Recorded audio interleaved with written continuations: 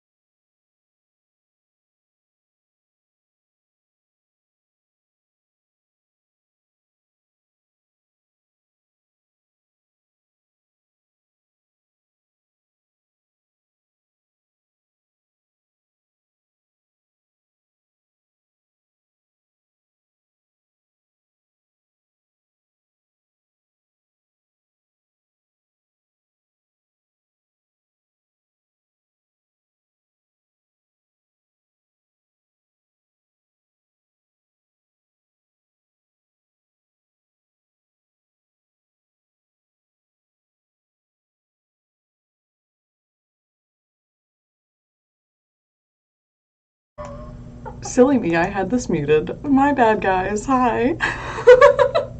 Hello, everybody. Hopefully they can hear us now. Can anyone hear them? Danielle? No. How about now? How about now? Yeah, hopefully it's better now. Hi, Swiss. Welcome in. Oh, those cute hearts. Oh, yeah. Dina's in here. Hello. Good. The sound is here. I got to the right stream and then I forgot I had muted us so that I could eat. I'm like over here stuffing sandwiches in my face like 3 seconds before we're streaming. Supposedly, I'm echoing. Oh, let me see because I did notice in my volume mixer that there were 2 sources for Discord. Is this better? Can you say? Oh no, now you're totally muted. Let me see. Echo. 2. Maybe it's this. Can you hear us now? How's that? How's this? It was maybe because my stream was not muted. Yeah. So. Thank you, chat, for letting us know. Sound check. It's 333. Hey, there it is. Woo! We did a thing. Hey, Danny, thank you so much. So excited. Thank you. See, there it is. Amazing. Oh, well, welcome in, everyone. We're just hanging out. That's the main plan. Vibing. Just vibing. Exactly. Be a vibe thing. Dr. Hello, Oko. Dr. Oko. Yep. I want to say Dr. Oct. I know. You know how long I had to practice saying Oko? He's typed it out to me so many times. Oko. I'm like, oh, Oko. Oh, Oko. Got it. Good to see you. I mean, it literally took me like weeks to get it. Yeah, he gives the thumbs up. Oh man. How are you guys? I know they're so cute. I love them. How's everyone doing? How is everyone feeling? Oh, I was like, Devious Cookie. hello, happy almost birthday. Wait, no, is it today? Is it today? It's Wednesday? Is it your birthday? I think it's Cookie's birthday. Birthday is today! Happy birthday! Amazing! Got some hype and love in the chat. Yeah, everyone give Cookie some love. What? Buttspot can do shout outs? Buttspot, you sass. What? Who Sass did you? Bot. I'm gonna sass bot. Buttspot. How about that? Oh my gosh, that's so funny. Look at those cute little dancing mushrooms. I love them. So cute. Oh man. Don't forget to catch your Pokemons, everyone. Take your vitamins and catch your Pokemons. Hydrate, nourish yourselves, stretch that body. I think I will do those things too. Oh, Like that does feel good. My back just cracked. Ta-da. Nice.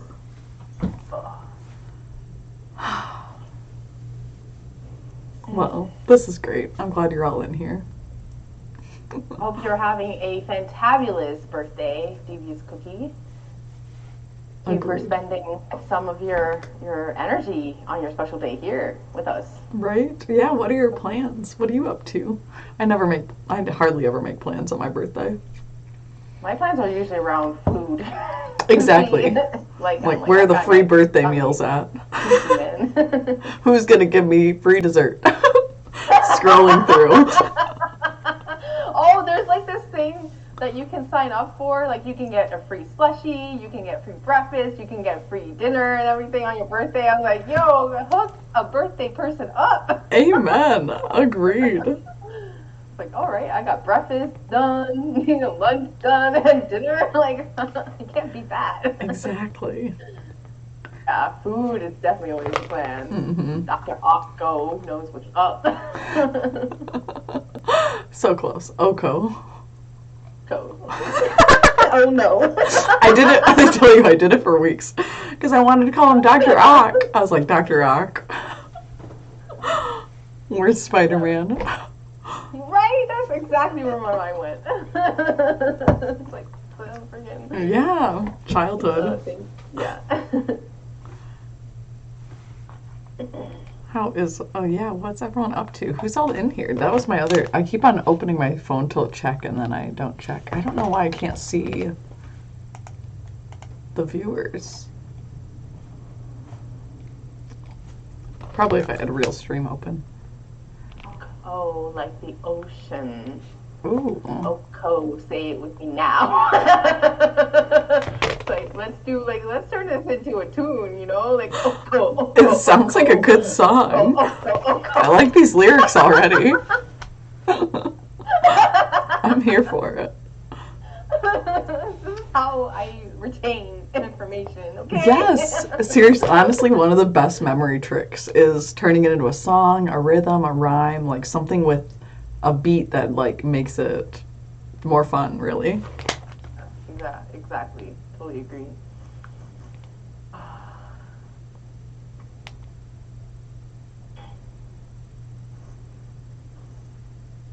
I love those like fox heart emotes, Violet. They're so cute. They're adorable. I agree. I love foxes. And it matches the color of their Violet's name too. It's so, yeah, it's very aesthetically pleasing. We appreciate it. Thank you for coordinating your emotes with your name. Very well done. It's like, was that planned? I have a feeling it was. She's like, I'm a fox. I got this. Yeah, with Foxy up in here.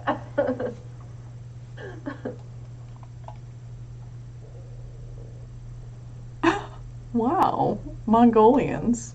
The Mongolian horde had a song for their orders. Is that what it was? For orders they all knew, and any new orders the commander just wrote a new verse. Is that real? So they could remember it? Lick's Hamburger, I don't know if that's a US thing, but in Canada there's like this Lick's Burger place and they sing your order.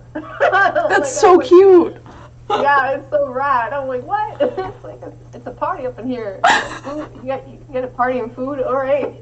I like that. I like that. It's really cool. They don't do it anymore, but like they did like years ago. It's like eons. So many good things I know. Like the 90s and the 2000s were like a whole different world compared to now. Yeah. It's weird. That's real. Yeah, definitely. I love tea so much.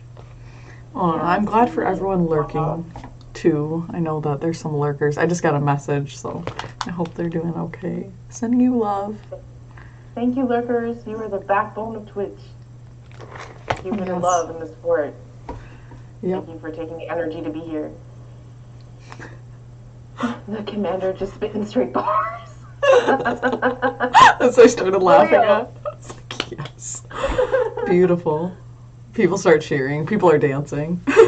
Right? Wow. Nice. How's your day been, Spirit? I've been resting most of the day. It's been needed. It's been very needed. But what about you? Busy. Too busy, maybe. I went from, woke up this morning, Kadara was doing a live stream, so I jumped into that and watched that for an hour, which was actually the time I meant to get on and stream, but I was so, like, wrapped up in the conversation, and so then after that I jumped on and streamed for 44 minutes, exactly, and then it was so cool. Then I jumped on a Zoom call with the people from Shackley, like the whole vitamin group, and just talked about like how needed it is for people to take care of their health and to be excited about their health and invest in themselves, and how many people we can help with this and everything. And so that was really empowering, on the same wavelength of what I talked about in my stream, which was like having more fun with it, like reframing our mindset, retraining our brain really to like go from that scarcity lack mindset to stepping into our abundance and like what we know we deserve, what we know is ready for us. She's a really powerful speaker. Neo and Anka's in here. Oh my goodness. OMG. Shout out to Anka. She's an amazing musician, wonderful woman and streamer. Just a great all around person. It's great to see you. Yeah. It's just been a busy day. So after that ended at 1:06. And then I made some food and got some water and I started cleaning my room like a mad woman, to be honest. It's like I need to organize this stuff. Oh, for a day off, you've been busy. Very productive. I was just saying that to a friend too. I was like, I spend my days off just like trying to get all my adulting done. Like, okay, Elon's not here. I get a minute to myself. I better just like do everything I possibly can. But I have to, doing it now in a way that's like, how do I have fun with this rather than like drudgery and woe is me and like now I started listening to videos or watching a stream or something while I do dishes. Just have my headphones in, do that, like, and dance while I'm doing dishes, dance while I'm cooking, like, just having fun. Yeah. I've got meditation music going in the living room, so like I walk out there, it just like zens me, calms me down. Because I was feeling kind of anxious getting ready. I was like, what if this doesn't work? What if I can't figure it out? And I was just like, all right, I just need to breathe. I'm like, if it doesn't work out, we find something else. If it doesn't work out, that's okay. Like, it's not the end of the world. Yeah. No. We like that's ego of like emergence. It's emergence now, end of the world now. Nothing else matters, right? Yep. Getting worried for no reason, really. Or thinking ourselves into a state of being, right? Or state of feeling. I do too, Violet. I love having meditation music going on in the background while I'm like, cooking, doing meal prep, dishes. Like, yeah, it's such a zen vibe. Yeah. Mm-hmm.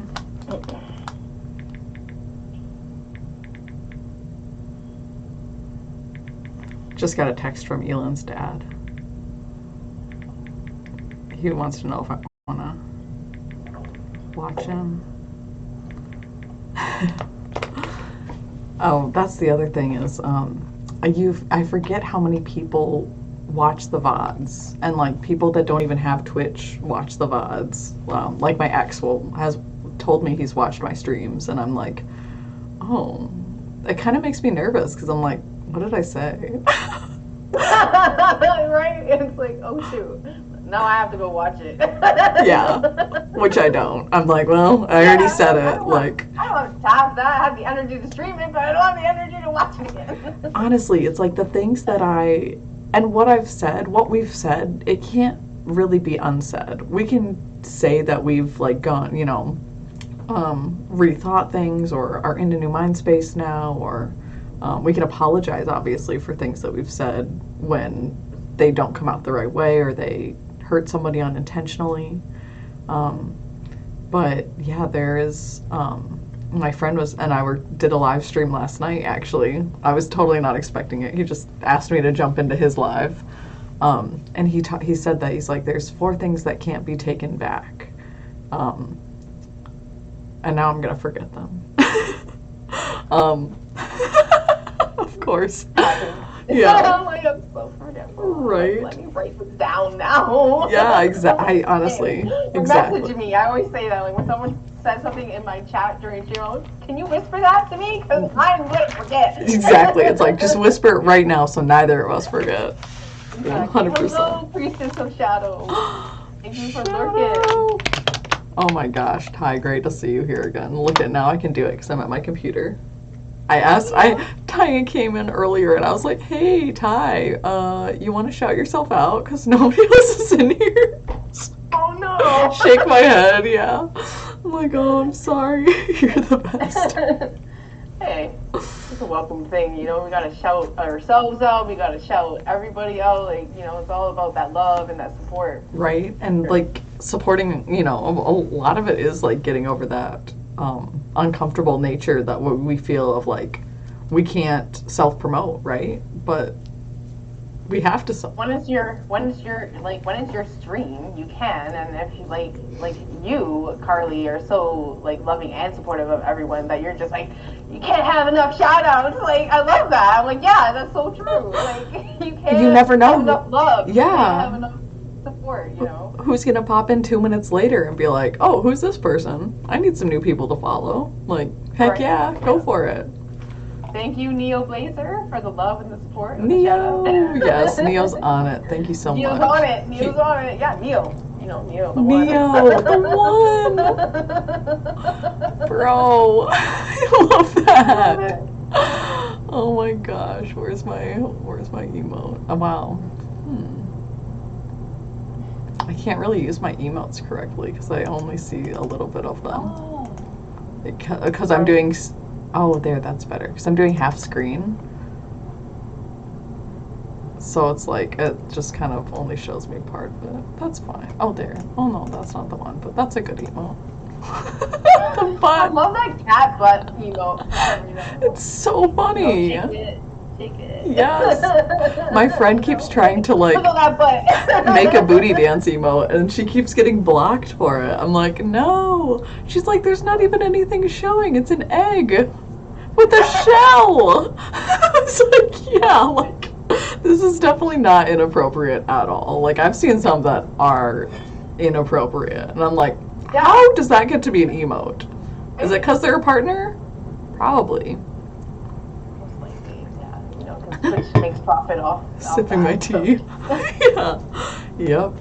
Well, I think it's crazy that, oh, this is what we wanted to talk about, that even when you do become a partner, you don't make any more financially. There's no better compensation plan.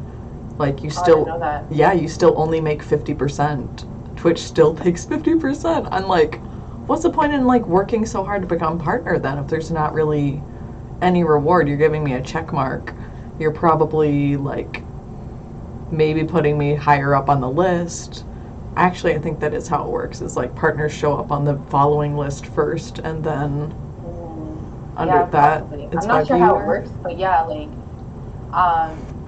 I realized, like, I became an affiliate because Universe was letting it be known it's time to embark into that uncomfortable territory of welcoming in monetary abundance, which I'm so uncomfortable with because I feel like the monetary system is so backwards.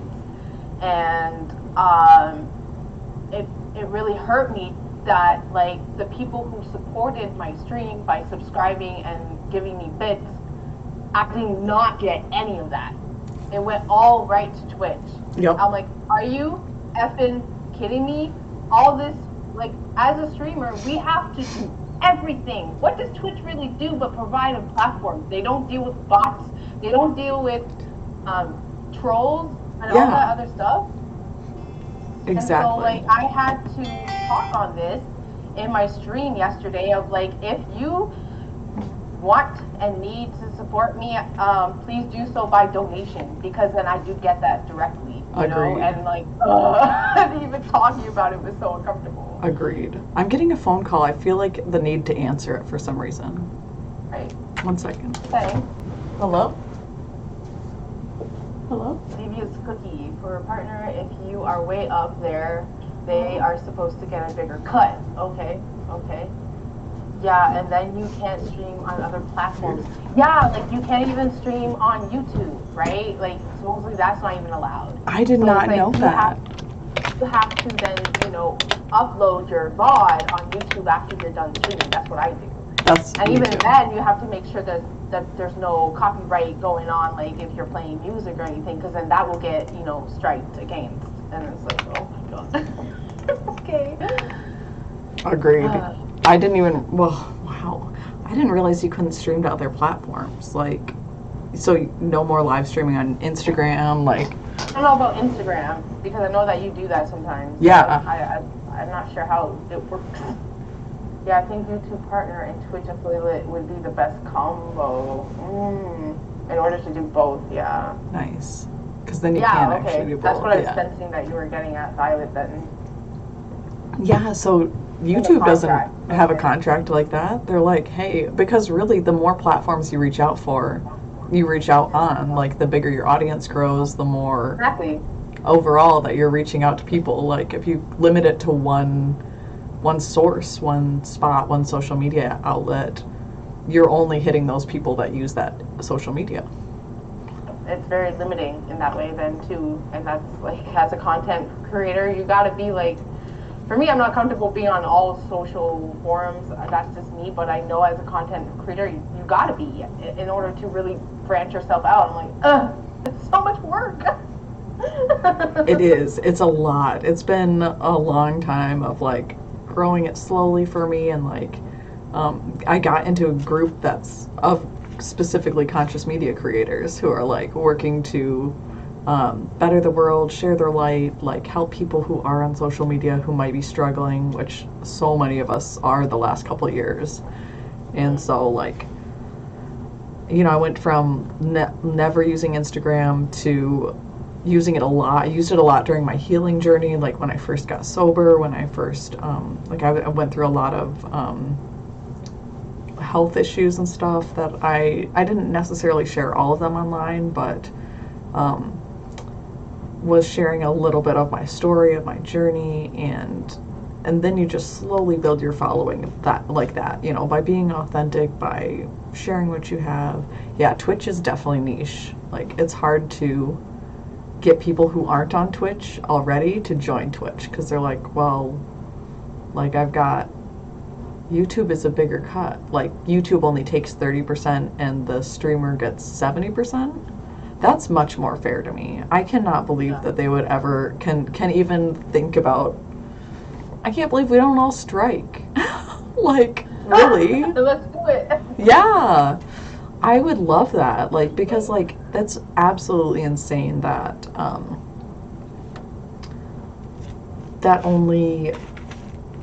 we only make 50% when there's so much to invest in the equipment, lighting, cameras, microphones, the computers alone. Like all of these things take so much financial investing.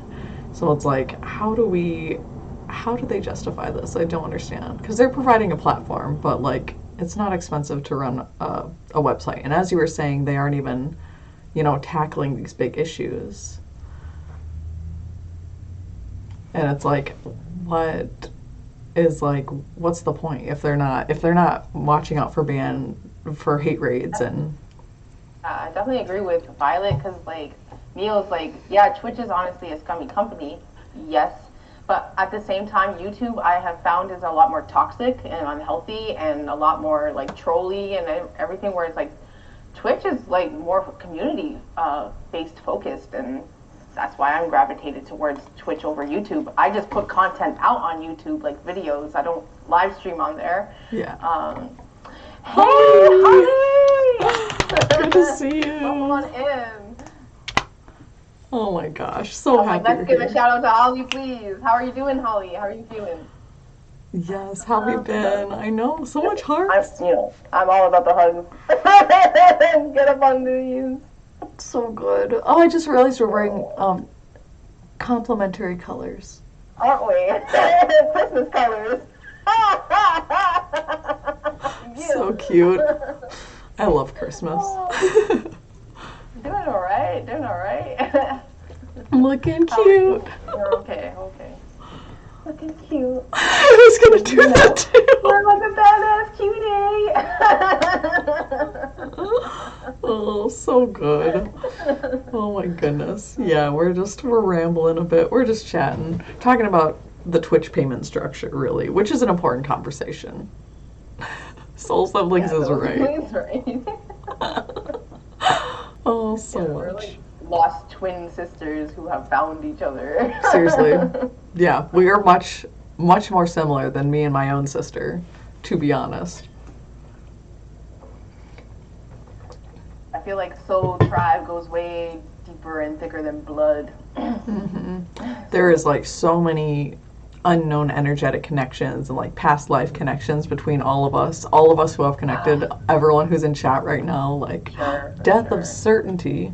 Well, it looks like you're eating popcorn. Eat up. We're chatting. We're talking about basically anything that comes up. We didn't really have a structure. That was our plan, was to not have a plan. I was like, that's my kind of plan. That's the only plan I can follow. I love about talking with Carly is like just, going with the flow of it, going with the flow of energy. Exactly. Yeah. Working on it. Learning. If you knew me as a child, you would never... everyone who calls me chill, I'm like, if you knew me growing up, you would never say I was chill. I'm so rambunctious. Oh my god. And Violet's saying, I feel like I could talk Twitch versus YouTube all day long. Yeah. Couldn't we all, really? YouTube's intense. Yeah. You have that experience because you do mod for Violet over on their YouTube, right? I just started, and as I heard a little bit about it, and she was saying like, well, I could use another person. I'm like, well, I'd love to be there. Like, I absolutely love hearing the tarot reads, hearing the messages. Oh, thanks. Appreciate you. Agreed. YouTube scares me. YouTube literally scares me too, and I'm usually pretty like tough. But like when it comes to that, I'm like, oh my gosh, what's wrong with people? What's your experience been like modding there? I honestly still don't quite know what I'm doing for modding. Lars handles most of like if people need to be blocked or banned, like, because I'm like I don't even know how to like tag people's names in there. I'm still totally a newbie. It's not too. Thankfully, it's been good so far. But yeah, it's kind of like, whoa, people are willing to say whatever they want, whatever they feel like, which is normally okay. Like, I'm like, okay, that's fine. Say what you feel. But just, I feel like a sense of entitlement almost from the viewers of YouTube. Like, at least in the tarot streams where it's very much like, is it my turn yet? Should be my turn already. Just the lack of patience and I think people just aren't really, like with Twitch, you kind of get into these streams knowing it's going to be a few hours. You're like, all right, we're just going to settle in. We're going to be here for a while. We're going to be chatting. We're going to be, hanging out, right? It's a big hangout cozy session. Vibes. Exactly. Right. But there are those people who do go from reader to reader and do the whole exclamation point join too, like, True. Which I find is very impolite and rude. Where it's like, I'm here to connect with you. I'm here to engage and interact. Like, this is energy work. Please respect it. We're not robots. Mm-hmm. We are human beings. Yes. Please treat us accordingly. Exactly. I love how many people state that now in their chat rules.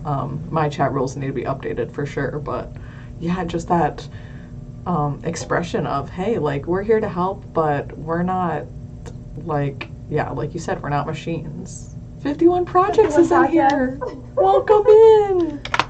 This is my sassy sidekick. Oh, I love 51 Projects. They mod for me. So yes. Very thankful for I actually don't know. I only met them yesterday in your chat, I think.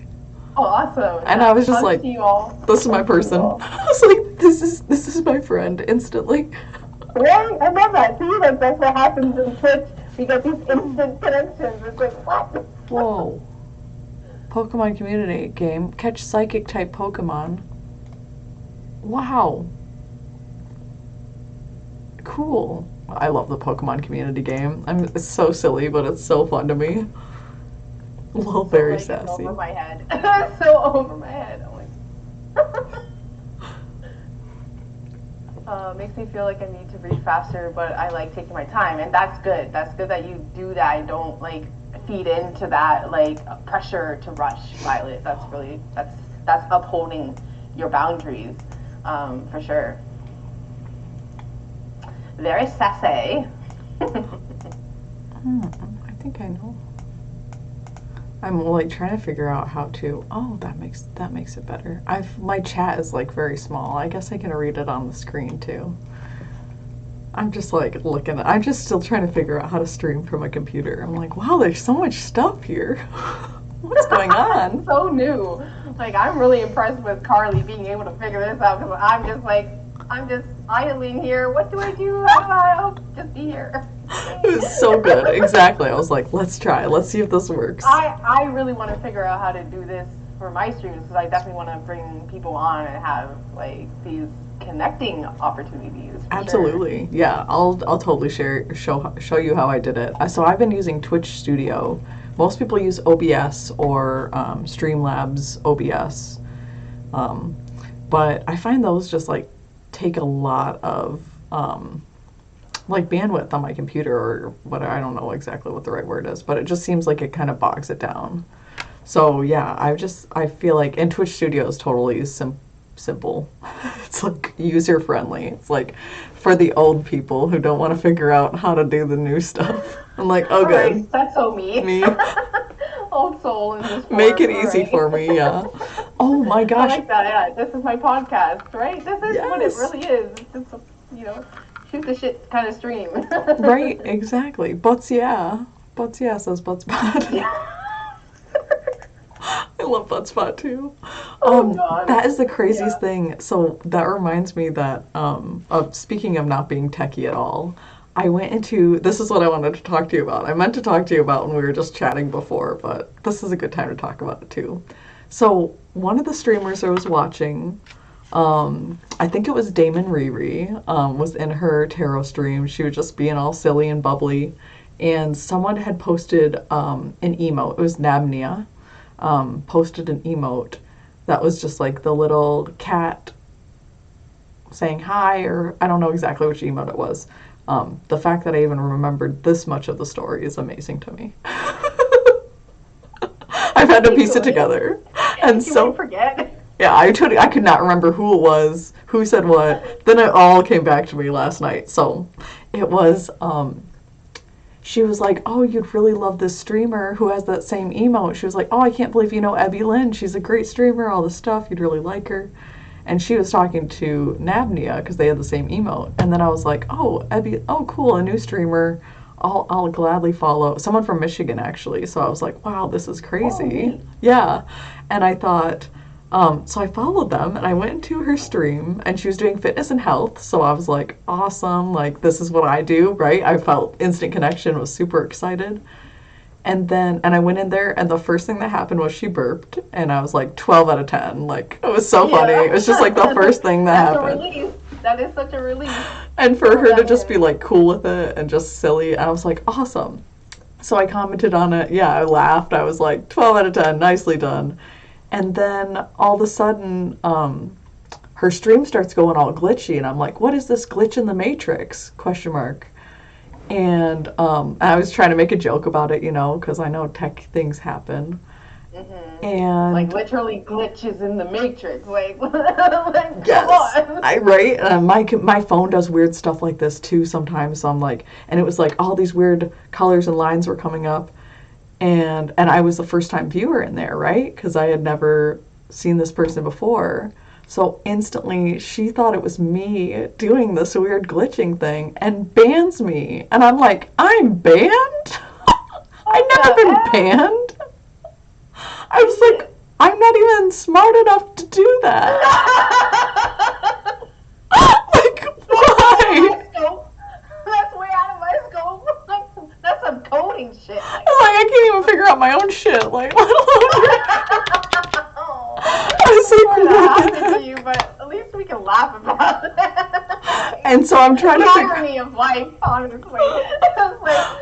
What? I made up a quote like. What is it, like the constant feeling of bullshit in life makes you thankful for it or something, like, honestly.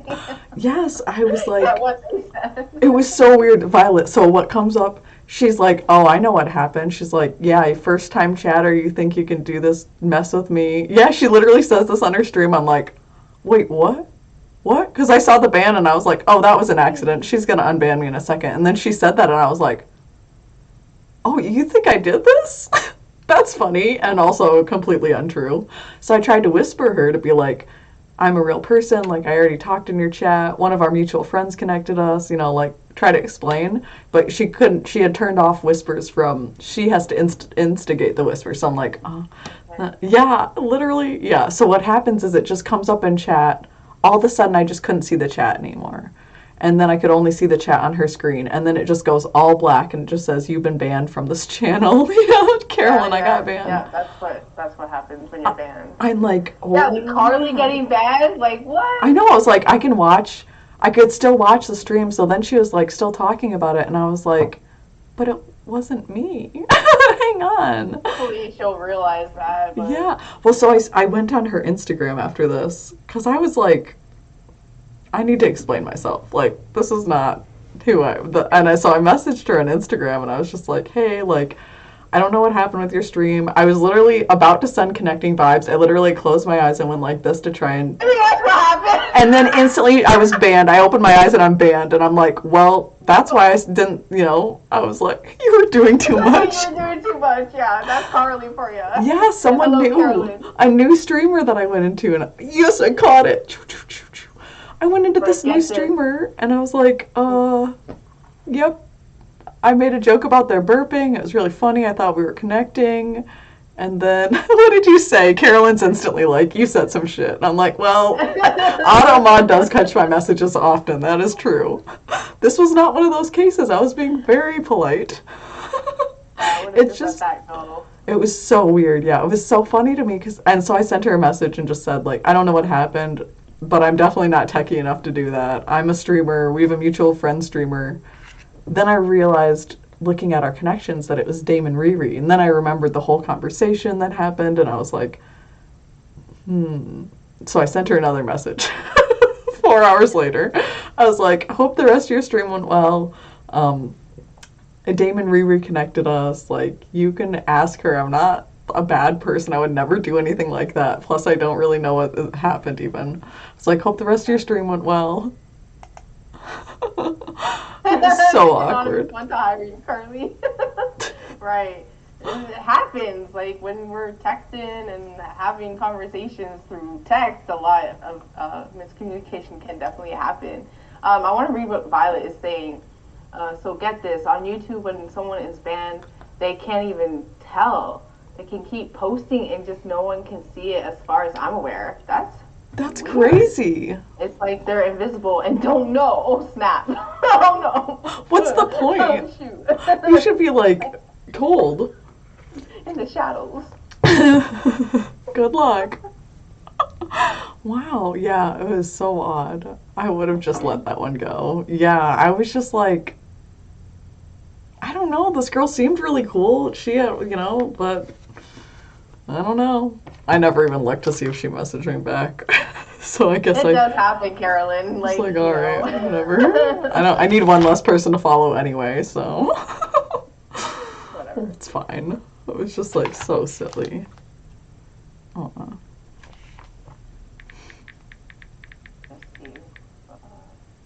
Harley the hacker, Doctor.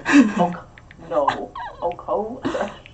It's gonna take me a while for that one. You'll get it. What if I'm banned on YouTube and I don't know? Carolyn. It feels mean, yeah. I felt very hurt. When do we do that?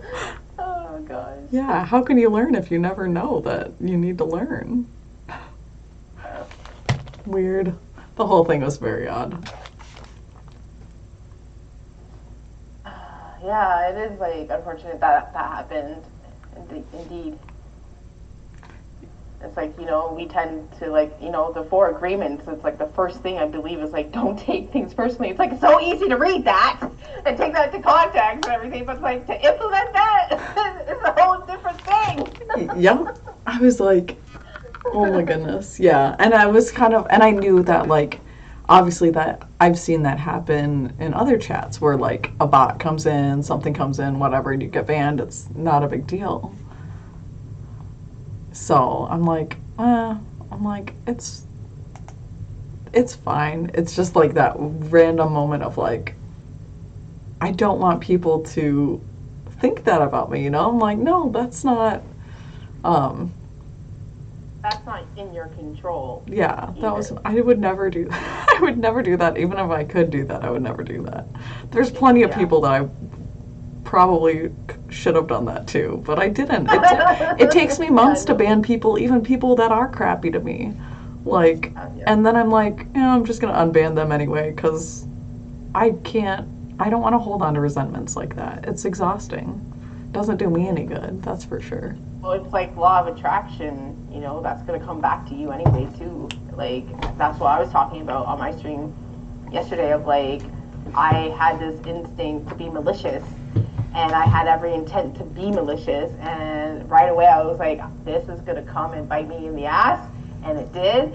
And then, you know, ego's like, oh, I didn't mean to. I'm like, just catch yourself right now, because you actually meant to be malicious. And it's like, fuck, you know, how uncomfortable that is to face, and that forgiveness work and heal from that and release it and realize, like, it doesn't matter the energy vibes I'm getting from somebody, whether it's good or bad or what have you. I still wish everyone peace and love and harmony. And so I learned from that. Agreed. And it is those moments that, like, we get the repercussions, or like, that was the live last night. We were talking about using tact, and like how he's like, can you think of a moment that you didn't use tact, that you reacted rather than responded? And I was like, oh yeah, literally 5 minutes ago, right before you asked me to join this call. He was like, what? I was like, yeah, my neighbors started smoking cigarettes again, and I smelled it, and it was like, I was about to go to sleep, I was laying in bed, and it just comes through my vents, which literally blows right onto my face by my bed. And it's like the most uncomfortable, thing for me. I'm just like, I don't mind the smell of weed smoke. That doesn't bother me. But the smell of cigarette smoke is like such a trigger. My parents used to come home from the bar every night smelling like cigarettes, and it was just like, ugh, it just makes me sick too. And secondhand smoke is actually more harmful. Exactly, right? And so I'm like, so I start banging on my walls because we're all in the same house, so I know they can hear it just upstairs, especially if they're right in the room above me smoking, right, blowing into my vents. I'm like, oh boy, y'all. That's something that I actually recently dealt with, because like someone moved in on the opposite side of me, and we shared the vent, and he's a smoker, and like my bed is right beside this vent, like by the window, and I'm like, I'm having a hard time breathing, and like my place is starting to smell like cigarettes. I'm like, this is triggering for me, because I grew up with both, like, my family being smokers. I used to smoke cigarettes too, and I developed an allergy to it. And then, you know, I actually got to talk with him. I'm like, hey, like, is it possible for you to use the balcony, and or like, you know, be more mindful, because I have an allergy and it's really affecting my breathing? And thankfully, you know, he was like, yeah, I'll be more mindful. Like, thank you for, you know, approaching me. I'm like, okay, this is how we do it, you know? Like, this is how we do the, like, violent communication. Like, because how are we to know that something for us is bad? We probably already know it's bad for us, but we don't know that it's for someone else. You know, we don't know how it's impacting or affecting someone else unless it's brought to our awareness. True. That's so true. You handled it much better than I did. Yeah. I still don't. I have fucked up so many times in this life, and I will continue to fuck up in this life, and that's just part of the journey. Yep. I think the hard thing with my neighbors is they're like compulsive. She's like a compulsive liar. I think she's got narcissistic traits. Yeah. So she's very much like they kicked a dent in my car the last time I brought it up to my landlord. Yeah. Literally, yeah. And spit on it, because I saw there's like this weird, I was like, why won't this come off my car? It's like eroding the enamel of my car. Yeah, I was like, this is odd. What kind of spit is that? I know, right? I was like, cigarette spit. For real, it's like eroding the inside, so it must, you know, when you spit it out, it's eroding when it's somewhere. Oh my god, acid spit, yeah. Okay, let's read some comments here. Oh, Holly is like, I read something interesting about banning certain people.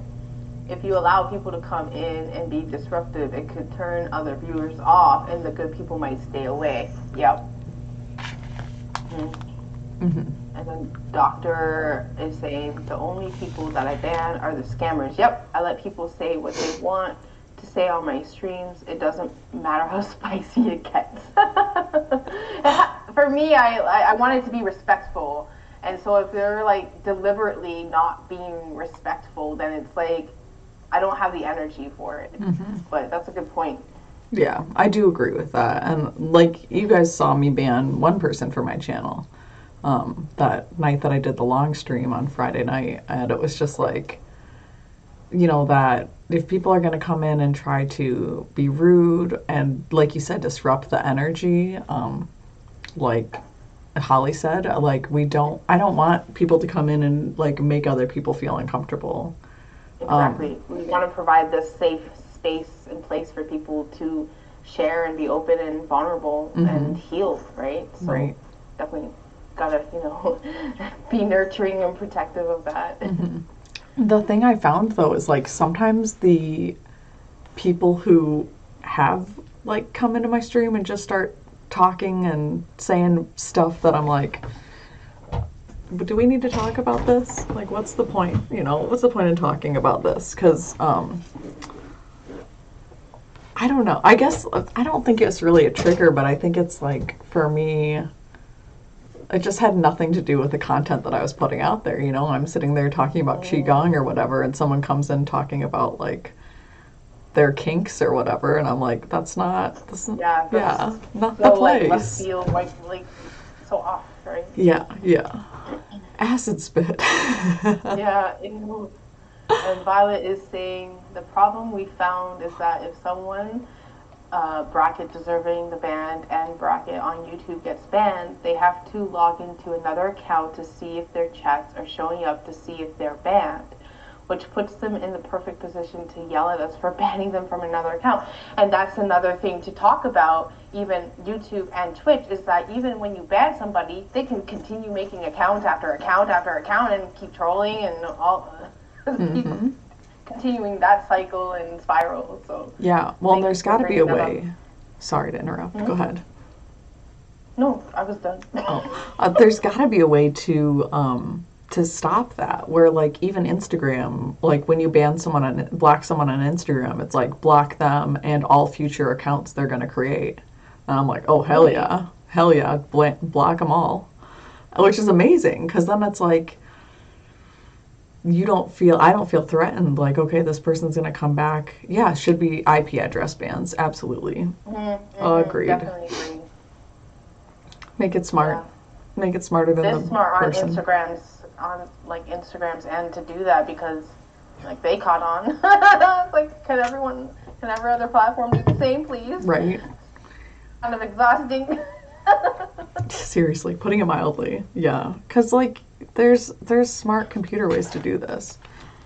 Yeah, it would be cool. IP ban. Yeah, that's very clever. Like, yeah. Sorry, getting text from Elon's dad again. No worries. Just want to make sure. Read comments. Carolyn, you maybe should ban people for the safety of your other viewers. Exactly. Yeah. Yep. People can be on high alert when they're streaming. Yeah, totally understand with that. Like, you're putting yourself out there for sure. In whatever capacity you do that. So. I feel like that. I feel like I am on high alert, or like just because I've had people in the past come in and disrupt things, that now I'm like, it was more so right when I started streaming. Like people would come in and do weird stuff when I was a really small streamer. Like they'd fake tip and stuff, like where they can just type into the chat, like where they do the \ME and then it turns it to like italics and it's like, this person just tipped $50. And I'm like, I don't have any alerts or anything set up, so I know that's not real, but at the same time, you're still like, is this real? I hope it's real. Right? Yeah. I take $50. And then they're like, right? Yeah, fake tip. Dude, it was so weird. I wish I would have saved those. It was like, this guy came in and was talking to me about, he's like asking me to do all this weird stuff, of course, and then said he left me a tip. Yeah, I've had it happen a couple times. Totally more targeted at women, because he was looking for like me to shake my butt on stream or something, and I was like, nah. Yeah. I tip real bits, coward. Well, this was pre-affiliate, like before I was an affiliate, like when I had just started streaming, so like I didn't really know how it worked. Had someone pretending. Oh, go ahead. No, yeah, that they donated yesterday to skip the queue to get her free reading. That's garbage. That's why I love bits. They can't be fake. Whatever happened to be authentic? Man. So, yeah. Oh, there's a really great song called Being Real is the New Fake. I love that song. Such a good song. Tony Jones. That's thanks to you. I didn't know about that song until like joining the Mystic Village playlist on Spotify. Like I got introduced to so much music from that, and I love it. That's amazing. Oh, that's so good. Oh my goodness, Oat Milk is even in here. Hi, Oat Milk. Lithandravia's in here. Kiana Rama is in here. Kiana's the one I was talking about. Calling out the lurkers. Shout out the lurkers. Call them out. Call them out. I love it. Put the wife up in here. Thank you so much for being here, everyone. Yes, I'm so glad you're all here. Yeah, Guy on the Hill Dead is in here. Name. I love that name. I love the creativity that people get with their handlings. It's so awesome. Expose them. Yeah, let's do it. We got eyes on you. Like, I love y'all. Has eyes on you. Just me. I was just peeping. Hey, Kiana Rama. I gotta shout out Kiana Rama. She's this amazing. She does a lot of DJing. She does.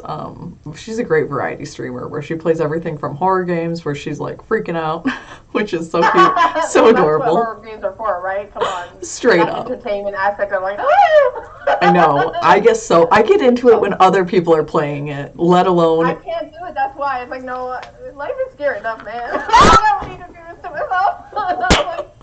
I'm already going through my own like process of uprooting. That's like, my body, like, what the fuck? Like, how much more can I take of this? Right? That's Kiana right there, the little emote. That's Kiana dancing. Oh, Kiana so cute. She's adorable. She's such a goddess, yeah. Super amazing, hilarious, wonderful person all around. Instantly when her and I met, I was like, we're friends. You're my friend. Hello. I love that. Yes. She's the one whose emotes keep getting banned. The butt emotes. Oh, no way. I know, and she does the little Gudetama, the little egg emotes. Those are hers, where everyone was like, those are the cutest. I don't think I'm subbed to her anymore because I'm broke. All my subs are gifted subs right now, except for the one to you. I did buy one to you. And thank you so much for that. And I think Violet as well was my other. And Cosmic Unwind. That's just a one that I can't. And dang, I don't even have her emotes anymore. So sad. Yeah, it's like that's the thing. It's like because I tapped into my savings to get my passport, and then I've been tapping into my savings to get like food and stuff for myself. So now like I have to rebuild my savings again, and it's like I can't support streamers right now. The only thing that I can get is Twitch Turbo. I can't get Spotify. I can't get Audible. Like, you know, and that's the thing. So, you know, right. That's life. Right, it happens, but yeah, it's a. It's kind of scary, like having to tap into that, you know, the savings. It's like I don't want to touch this, but it's there for like emergencies. So, take care, Violet. Thank you so much for being here. Oh, thanks for being here. Say hi to Arthur and Lars for us. Yes, I was gonna say that. I was gonna say hi to the fam. We love the fam. Oh.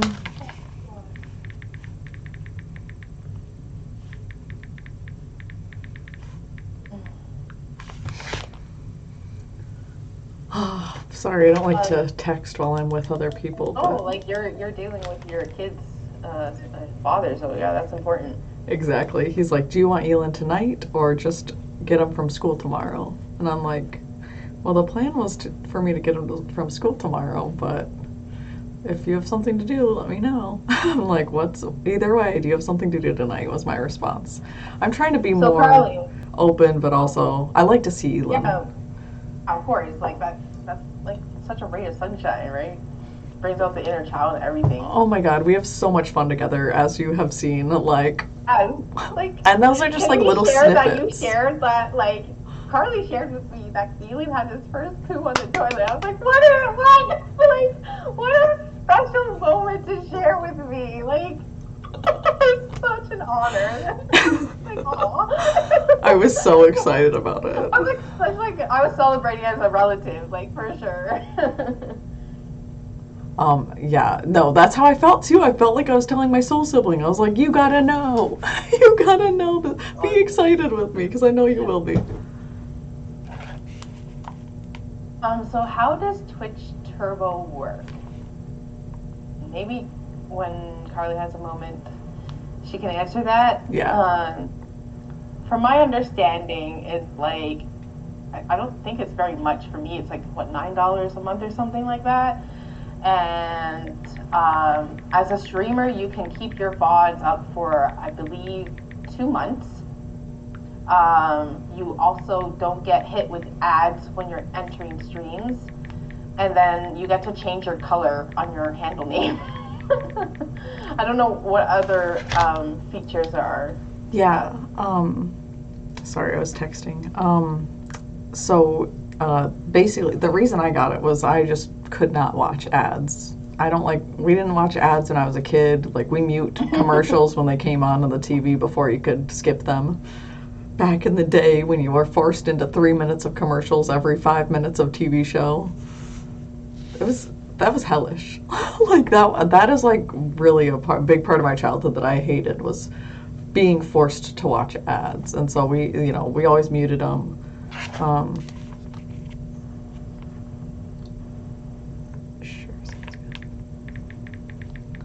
Yeah, like, I don't remember. Like, I remember, like, ads being kind of like part of TV, and it's like, why? I get, like, advertisements pay for shit, but like, you miss, like, when you're watching a movie on like TV, you miss out on bits of that movie because of the ads too. And they're making so much. The TV companies are making so much money. They're not like doing Exactly anything to profit. I mean, I'm sure they're profiting off them, but it's not necessary for their survival as a TV company, as far as I'm aware. That's like, yeah. Muting ads, yeah, that'll show them. But I just love not having them come on at all. So like Twitch Turbo, you won't get any ads on any channel, no matter what. Like, you can jump into a stream the first time. You don't have to wait that 30 seconds to start seeing the streamer. You can just jump into any stream and watch and never get interrupted by an ad again. So like, there's so many moments. Yeah, it's so stressful for me when you're watching a streamer and then you get hit with 6 30-second ads. And I'm like, I exit. I'm like, F this. Same. I'm like, I'm not going to spend 3 minutes here. Why am I getting all these phone calls today? This is a 906 number, so that's from the UP. I was a kid, I thought commercials came on to allow us to go to the bathroom. Hey, Hello? That's actually a good point. I never thought of it like that. It's like, pee break. Why am I getting... That is a good way to look at it. Thank you, Holly.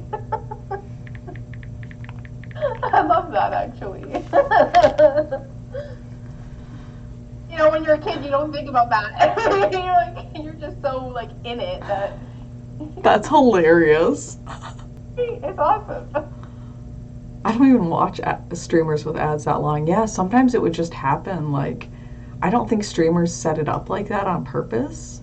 It would just be random pop-up ads, because they do their random.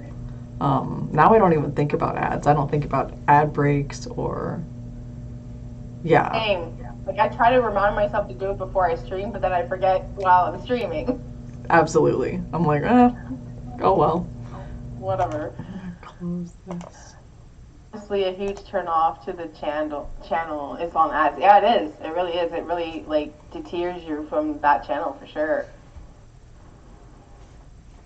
I learned to start the ads right when I start, when nobody's watching. I learned that from you, Holly, so thank you so much. That's so smart. Yeah. Well, I know that there's ways to set it up and schedule it, and I turned mine down to the minimum that it would allow me to. If I could just turn them off, I 100% would. I think it's silly that they even, because they're the ones making the money off it. That's why they do it. Exactly, and that's the funny thing. It's under monetized too. Yeah. I don't get this monetization at all. The F. Okay. Welcome back. 111. You jumped in here. Did you crash all the kids' dreams? Yeah. Tell me what. Are you a teacher?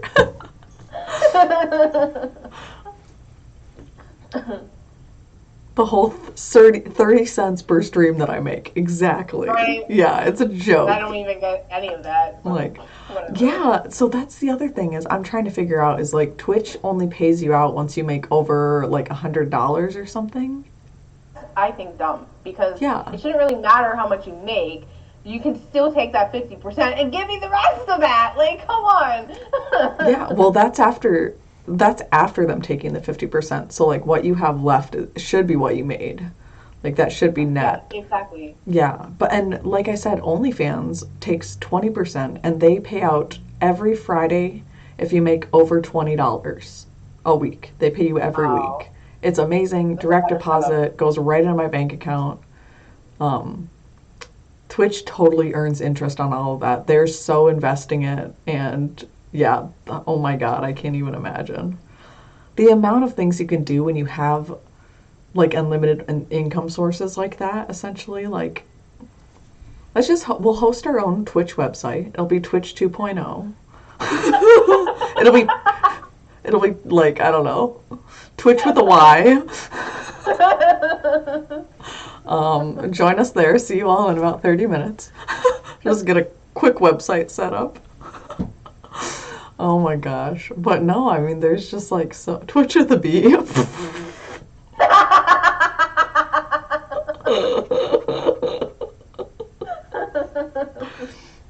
Oh my gosh. Oh gosh.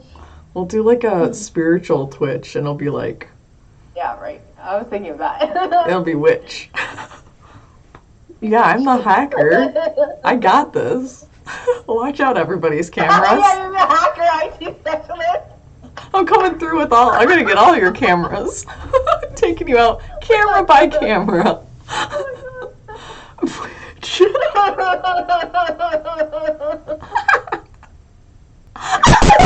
Melinda.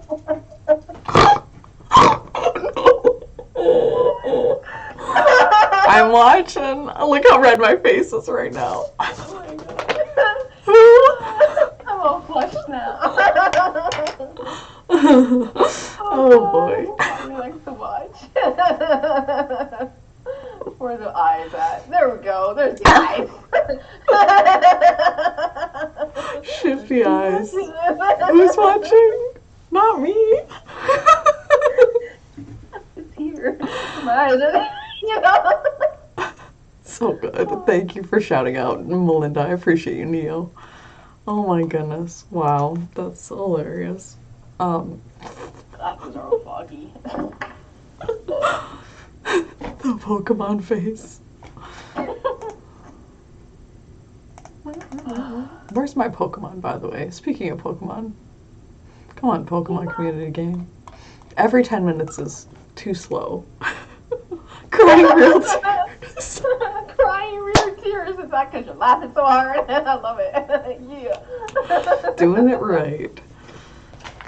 Oh. Well, good. I get to see Elin tonight and tomorrow. So that's nice. Oh, wait. Does that mean I have to take him to school tomorrow? I've never done that. Oh. I don't want to take him to school. Can we skip school? Do we have to go? My inner child today cannot be tamed. That's what we like to hear. That's what we're about.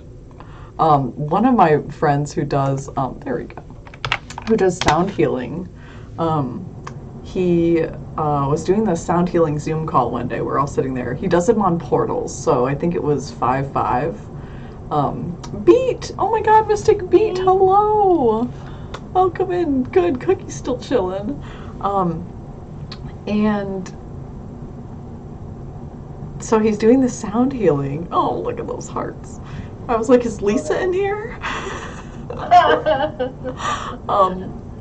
And we're all sitting there doing this Zoom call, and I was just really loving it, as usual. I'm like super animated and into it, and was like,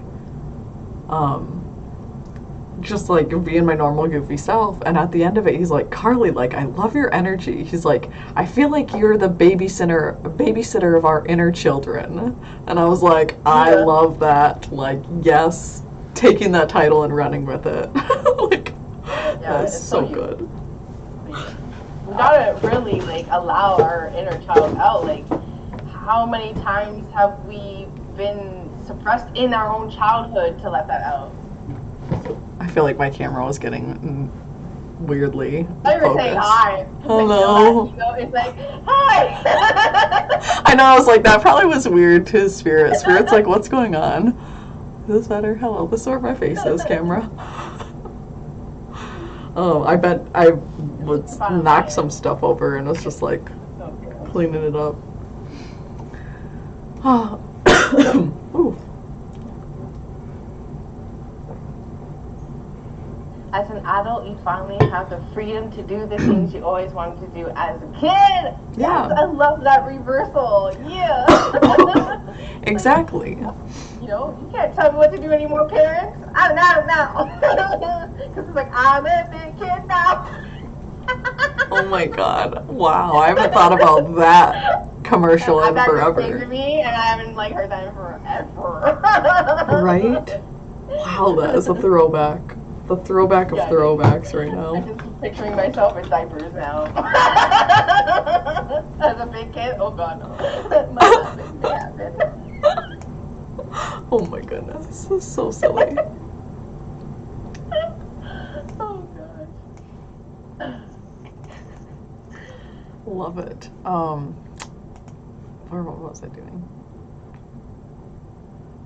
That's fine. Okay. I love that emote. Little peach. I always think of a butt. I want to call it the butt, and I'm like, it's a peach, but it's so cute. Well, peaches really do resemble the bomb. Do Like, they? come on now. I'm here for it. Know this. We know this. We know what that means. Oh, so good. Oh, all of you. I have a halo around me with devil horns. Come on now.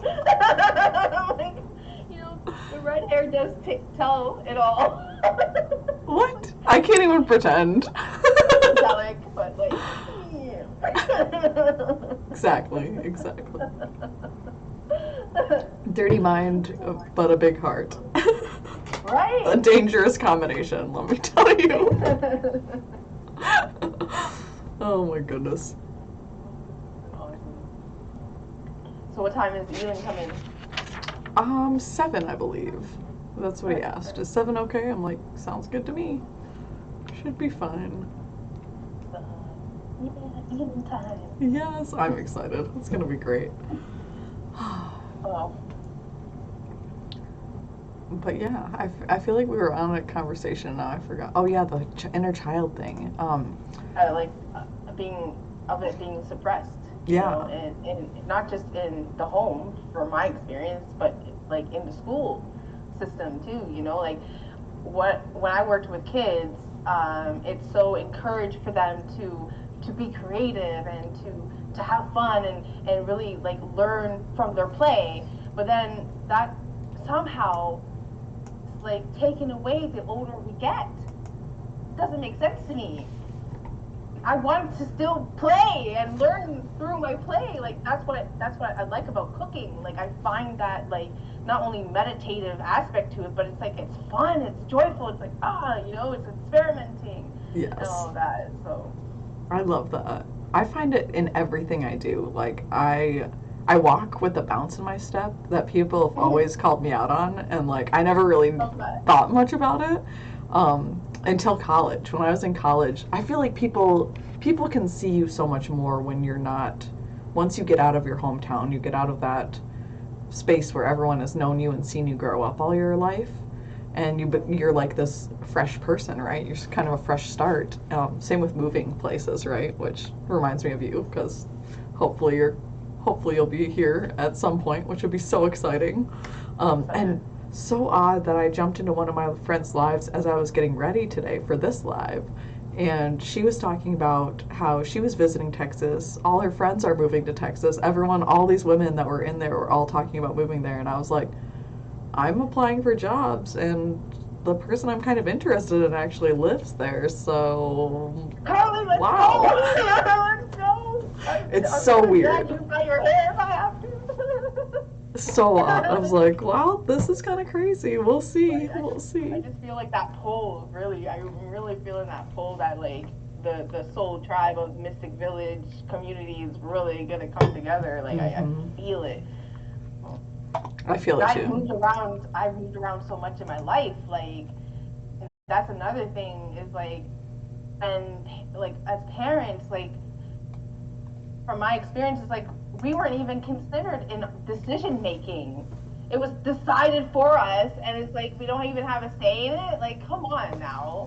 I can't even say goodbye to the friends I've made, and then it kind of like trickles like so much that like the high school I graduated from was my 10th school in my whole entire life. Wow.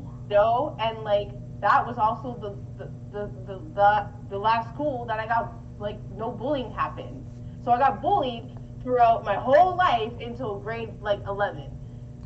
And it's like, oh my god, you know, like, and then I'm socially awkward now. I know that, and I'm like tackling it and embarking into that uncomfortable territory. But it's like talking about that on my stream too. Of like, I don't know what it is.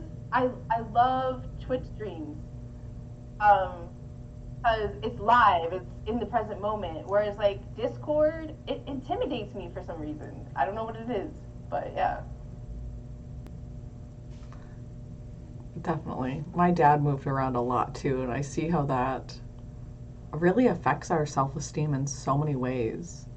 Of like, and he was bullied too. He lived in the South, in like the 60s and 70s was when he was growing up. So like he was like there was still Jim Crow laws. He's like all my friends were the black kids. Like we did not live easy. Like we did not have, an easy life growing up there. He's like, but it taught me so much about like who I am, how to care for people, how to be there for people, and I was like that. I like that.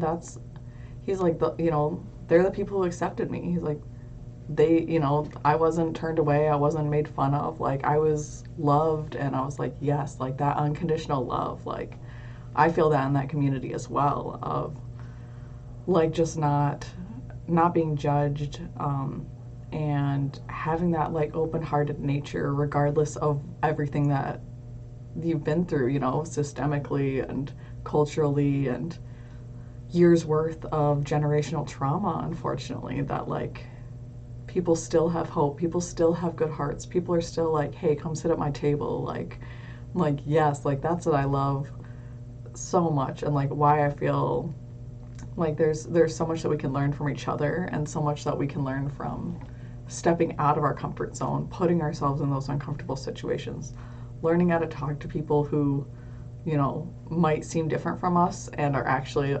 way more similar than we could ever realize. Very true. And I had a very weird childhood where like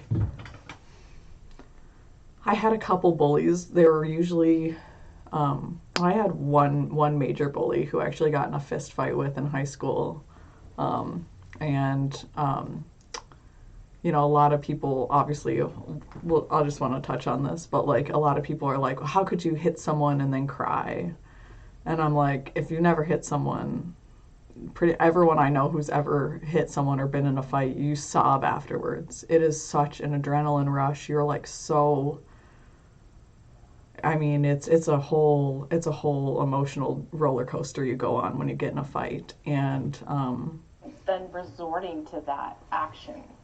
yeah, so much of it is like, yeah, you're just like so worn out, and you're just like, you just cry. It's a release, You're like, oh my god, I can finally, you're shaking and crying. You're just like, there's so much emotional tension or something that is built up in those moments. So, I think a lot of people like to talk on things they've never been through, but when you go through something like that, you're like, you have so much more compassion for people, because of what you've been through. And I'm like rambling a little bit right now, but there's just like, yeah, that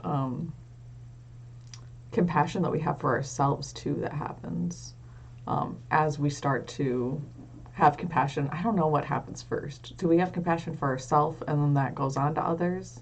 I feel like it ties into forgiveness work. Mm. So I feel like the more we forgive ourselves, the more compassion we then build for others. That's been my experience. That's really what I can speak on. And like when, like for me, I became an abuser in a relationship that I was in for 10 years, on and off, and I totally can resonate and feel that like I hit this person and I cried because it's like I didn't want to be this. I didn't want to become the very thing that I experienced in my life. Yeah. But that's all I knew. It was like this is something that I talked on is like some patterns are just so stuck in us that we don't know any other way to get unstuck. So we just keep repeating those repetitive patterns until I don't know, like for me my process right now is uprooting that because I don't want to lash out. I don't want to withdraw. I don't want to have these controlling tendencies. I'm not interested in these repetitive patterns that keep repeating. They're not healthy for me and they're not serving anymore. Mm-hmm. But oh my God, it's like, how far back does this stuff go? That's another thing as parents that I feel to say, I'm not a parent, but that we don't take into consideration when we are bearing kids into the world is how much of that shit are we bringing in we're having our kids. Yeah. And then they have to deal with that. Yeah. You know, we don't take into account that we're passing on our shit, you know, but then we don't even take into account all the generational ancestral crap too. Yeah. You know? Exactly. Then we're wondering why like our kids are suffering. So many children at such a young age. Our town was like had a very high suicide rate for kids, for high schoolers, for middle schoolers, like, and like, I came from this like bubble of a town is what they called it. The bubble, nothing bad happens here, We had, That bubble. yeah, one murder ever, and it was like, somebody just like other than that, like everything is just like, everything's fine and, brush it over and all this. It's a beach town. It's very much that like appearances matter and what's inside doesn't matter type mentality. And I was born this kid who was just like so in tune with the inner world and then like trained myself out of it and like could see it. I've read some of my old journals. I ended up burning them because it was just like so sad for me to read about like how I started like interested in things and people and the outdoor world and all this stuff and how it shifted to like, well, she said this about me and I don't think this girl likes me anymore, and just being so caught up in this like drama world of trying to be accepted by others instead of accepting myself and like giving myself that recognition. It was like always seeking it from somebody else, and how much pain that causes because we're trying to fit into a mold that we were never born to fit into. And like how much that shift does help us though, and we can do it, right? Is like we can like slowly uncover that, like you said, uprooting it and looking at it for what it is, shaking the dirt off those roots and going like, where is this coming from? Like I love like there's a lot of Abraham Hicks quotes that talk on this though, is like we like what therapy does a lot of times is just like go over and over and over our past mistakes, our past traumas, and kind of keeps us stuck in that mindset. And the whole mentality is like, no matter where you are or no matter where you're starting right now, like you are where you are and that's okay. And like now just trying to come back to a thought that feels a little easier, that's like feels a little bit better. And like just working out this idea that although so much of our life is manifest and in this like what we like to call the real world, everything is vibration, including like our alignment with source, our alignment with abundance, health, everything, every good thing in the world. Yeah. Everything is connected. Yes. Boy Cat, which we as a society now are so caught up in how others view us rather than how we accept ourselves. I'm definitely to blame for that. That's where the work comes in. And that's when we need to also catch ourselves of the blame shame game, because that's detrimental for us on our healing journey, where then we need to really do that forgiveness work of like, how are we to know any better? You know, we are all where we are meant to be. We all are doing the best that we know how to do. And I feel like self-awareness and awareness of self is really the key for changes to be made. Yeah. And doing it from a space of love, like you said, not from that blame space, but from that, like, oh, Carly, like, you were just worried about what other people thought because you loved people so much and you wanted other people to love you the same. And, like, that's not a bad thing. Like, caring about what we care, caring about people and wanting to be loved is, like, human nature. We are love. We want to share that love. We want to be accepted. We're social creatures. You know, that's a huge part of feeling okay on this planet, is feeling like we belong with the people that surround us. Yeah. Like, you know, belonging for sure. Oh, yeah. As a middle school teacher, oh my God, you totally know, Melinda. I see a lot of that. And that's exactly when it started for me. Well, maybe not exactly, but that's when it got really intense for me, was through middle school. Especially in girls, always concerned with what they look like, how boys view them, are they sexy? Yeah, it breaks our hearts. Yeah, and like sex education is being taught at such a young age. We learned It's it in not fifth grade. necessary. It's Yeah. so not so like, come on, let children be children. Like, why are you teaching this? Like, I feel like that needs to be taught when puberty is happening. Like, you know, because don't understand what's going on. You know, it's like, Well, we have that talk, we have that educational moment. Like, why are you teaching it at like 5 years old or something? Like, no. well, and the kids who do know about sex that young, it's because they've experienced it, you know, usually in a bad, non-consensual way. Sure. And so, in that way, I don't know exactly the right way to approach that. My whole idea when I went into cognitive sciences was like, I want to, yeah, girls feel that that's all they have to offer. It's definitely taught into us is that, we are objects. We're to be of service. So. Yeah. I see this spiritual revolution waking people up, though, where, you know, women are reclaiming their power, and there's this whole positive shift towards self-love, self-appreciation, men that are also healing, that can stand up for women properly and can stand up to other men as well who need to be told. Like my friend Kadara today was just saying how, like you were saying about the generational trauma, he's like, I want to have children and I wanted to know that I was at a point when I was healed enough that I wasn't going to pass that along. And so he's like, what is the, you know, what's the sacrifice that you're giving up for your dream? Like, and for, you know, a lot of times we're releasing things that don't serve us anyway, things that protected us as children, and just needed to be accepted and integrated and said like, hey, that is part of me. Like my anger, I hated my anger my whole life. I hated it. And you know, all it did was made me more angry. Like, right? It's that cycle of like being angry at the anger, and then having the anger towards that. And I'm like, just stop this freaking spiral, please. The compounding, right? Yeah. Because it's so shamed upon to like show your anger because it causes fear onto other people. I get that. It is a very strong emotion.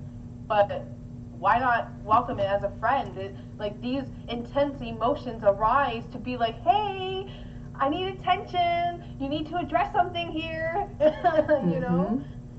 Agreed. Agreed. And a lot of times it's just sadness. It's just that deep-rooted sadness coming out as anger. Yeah, because like we're also taught from an even younger age not to cry. You know, how many children, infants, toddlers, infants, right, are told not to cry. Stop crying, you know, as a baby. Yeah, like my mom would be like, "I'll give you something to cry about," and I'm like, "I'm already crying." My Are mom you still kidding me? says that, to Elin, and I'm like, bro, we don't do that anymore. And Yeah, usually that's she's abuse. joking and she That laughs is about abuse. it, and I'm like, Mom, it's not a joke No anymore. joke. That's not a joke. Yeah, That is not a joke. exactly, and for me, I'm like, hey, cry it out, buddy. Like, you feeling sad? Like, let's feel sad together. Like, let me just hold you. You cry. 30 Yeah, seconds later, exactly. he's fine. They're like, how'd you do that? I'm like, do you all Allowance. do you all still not know? They still don't know how long it takes to work through an emotion, and it's about 90 seconds. If you really just let it, if you sit there and be there with it, 90 seconds to work through any emotion. And you can keep digging. You can dig deeper. You can say, like, where is this coming from? Or you can say, like, oh, thank you, sadness. Like, I really do miss my grandma today. Like, I really did need to cry about missing her. You know, like, yesterday was so beautiful and cathartic for that because we did have this beautiful moment. Was that just yesterday? Was yesterday the healing stream? Was Yes. oh, It was so nice. it Exactly. was. It was words. I'm lost. Yeah. It Agreed. was beautiful. Agreed. So There's. Devious Cookie is saying, "Oh yeah, growing up, there is no doubt we were taught that if a man didn't want us, then we had no value, and it all lies within the value, everything within us." It's like, yo, you don't think I have value? Fuck you. Bye bye. Well, and how much power we have in ourselves, and when we do. But I think part of that is having to work through that. Definitely. Self-worth, because men do it too. They're just not so much to the extent of needing a partner for value, but they're very taught into the value of how much money they make, what kind of car they drive, what does their body look like, which we feel that too. So there's a lot of similarities between men and women where they strip us of our self-worth in order to keep us in this consumerism mindset. We're not going to buy anything if we're happy with who we are. Right, exactly, because we realize that everything lies within. And like with going back to Devious Cookie's comment, it's like men are also searching for their mother. They're The searching caretaker. for someone to take care of them, to cook for them, to raise their kids. I'm like, what's that? That's so ingrained. Like, ew, I'm not here to be your mother. I'm here to be your partner. Come on. Yes. And you can see that difference between people who are evolved and people who are still stuck in that pre-evolution time, right? Yes. Be your own mother to yourself. Be your own father to yourself. Be your own relative to yourself. Be your own sibling to yourself. Be everything to yourself. Like, yeah. Agreed. I totally agree. Oh my goodness. Oh, so true. As an adult, oh yeah, that's right. We read that one already. You finally have the freedom to do all the things we want to do as kids. This is great. I'm so glad you're all here. Melinda is like, there's still times now where I'm angry and I can't tell why until like a few hours later because I wasn't allowed to have feelings as a kid. And that to me is all like I can so resonate with that because like I was healing this morning. It's like a never ending journey. But like anger was arising and I just allow for it out. I'm just like, like like I'm trying to breathe through it and just clutching like my teddy and myself and like just sobbing it out. Like that's what's needed. And for me, I really try not to search so much of like asking those questions because I'm very curious, but it's like I just need this to be released. That's what's needed for me in this moment. And oh my god, it's really tiring work, but it's been worth it and so rewarding. So and practicing the gratitude as well when we're going through such intense emotions that we are releasing because it's so taught that practice of gratitude is only for the quote unquote good things in life and yes the things in our life and the people in our life yes about the shit that we've gone through. We find the thanks in that. Right? the gratitude for the people who, you know, who we lived through those experiences with. Because I don't want to say put us through those experiences. That's what I wanted to say. That was my first go-to sentence. And I was like, but did they, you know, because our perspective matters so much too. And my siblings grew up with me. You know, they were only, my younger brother is 18 months younger than me. Younger sister, 18 months younger than him. So, like, we all grew up together. And we all had completely different experiences of our childhood. Completely different views on what happened there. And so everyone is coming from their own perspective. And of course, being the oldest, I was always called the guinea pig. Like, I had to go through everything first. I was just like, good luck out there, kid. Like, really. And so much of that was like, I didn't really resent that as a kid. I kind of liked it. I was like, cool, I get to try it out first. Like, let's go. Let's see how this goes. Looking back on it now, I see the benefit to being a younger sibling. It's like, wow, you guys got more evolved mom and dad. And you guys got mom and dad after they started, you know, I don't want to say healing, but started changing, right? Of like, as you parent, you learn to parent. Benetron, were you online and I missed your stream? Oh my gosh, welcome in. So happy to see you here. Oh my goodness. Boone, hi friends. Hello. Wow, I can't believe I just missed your stream. How sad. It's Wednesday, isn't it? Bonjour, bonjour. Yeah, devious and caretaker is what we were raised as. It's taken me a long while to get out of that. Yeah, exactly. I cook my own food. My food is fire. Nobody makes cereal and heats of hot pockets better than me, doctor. That's amazing. And I don't know if I did say, like, put through us, so if I did, thank you for catching that, because it's not like, you know, that's the victim mentality, right? Like, of like, oh my God, my parents put me through all this shit. No, no, no. They're doing the best that they know how to do. And I'm so thankful for that catch. Benetron. Oh, hey, Carly Boo Hoo Days. This is spirit within the human form. Oh yeah, you've never met Spirit. Well, you might not have seen Spirit stream before. You've been in Benetron's stream though, haven't you? I don't know. I think he did raid into my stream actually, but I think I was doing tarot, and usually when I do tarot, I put the camera towards the cards and not just your hands self. and the sound drum. I love that sound drum. Oh my goodness, that drum too. So much. I love your drum more than my drum. I'm like, now I want your drum. It's so silly, but I'm like, well, I'll get there eventually. Whole bunch of sound drums in my house. Oh, I still can't find my little mallets either. Just got to play with the bananas. Were you there? I'm sure you can play it with your hands. You can. Got to use the fingertips. Oh, you have seen I have Spirit. seen Spirit. It was the drum last time. Oh, okay. Okay, I want their drum too. Everyone wants my drum. Yes. Okay, stop beating on my drums now, okay? So good. Well, maybe I give consent. Oh my goodness. Yes. Well, welcome in, friends. We were just chatting about different. I can show it. That's fine. I can show it off. It's so good. Just give me a moment. Yeah, take your time. No rush here. Hi, friends. How's everyone doing? Benetron, how was your stream today? Today was the gauntlet, right? He does this where he like spins a wheel and then he plays whatever comes up and play till you die and then you play something else. Maybe I can even play it a bit. I don't know. Yay! Let's just. Ah, it's a hallelujah chorus because it's so beautiful. The drum. It's like I don't name my things because I don't really like labels, but I love it so much. That side the mountains and the other side is crystals. I didn't even realize it was double-sided. What's wrong with me? How long have you been following me? Come on now, Curry. Get with it. Oh my gosh. Well, only 2 days as of...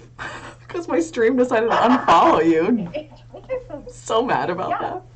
I understand why Twitch does that. You did a full Eden run in Isaac. You beat Delirium. Yay. Gorgeous drum. Isn't it beautiful? Okay. May I play this a bit? Please. I tell you I could listen to this for hours. I am not exaggerating. I would literally listen to this for hours. Oh, welcome in, new follower.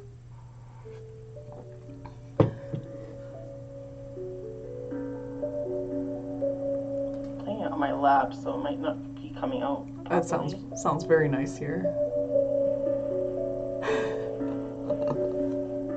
I love Isaac.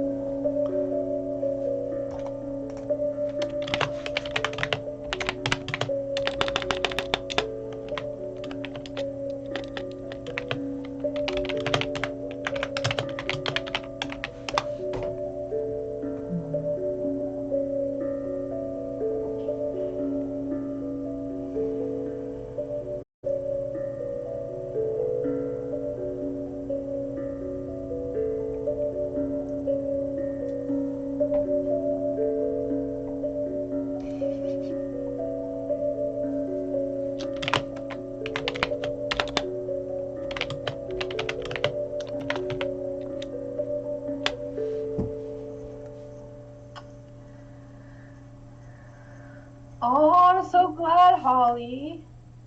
I'm echoing. I love it. I could just zone out. I'm like, okay, I'm done. Night night. I can play the other side for a bit. Yes, I want to hear the difference.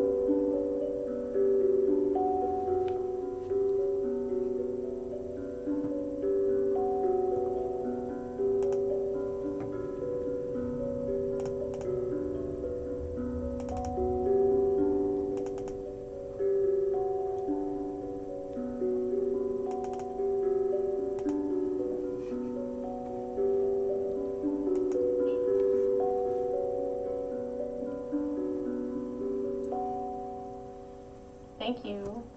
I'm gonna put it away now. I love it. It sounds like that side is like the minor chord. Yeah, it is. And the other's the major. Yes. Oh, brain still love music. Oh, that was so wonderful. Thank you guys for requesting. Wow, Ben, thank you for the 5-month resub. I appreciate you so much. Wow. Thank you. Yes, that was lovely. We made it to 888 followers today. I saw that this morning when I woke up. I was like, wow. Amazing. Oh, I appreciate you all. Oh my god. Big hug.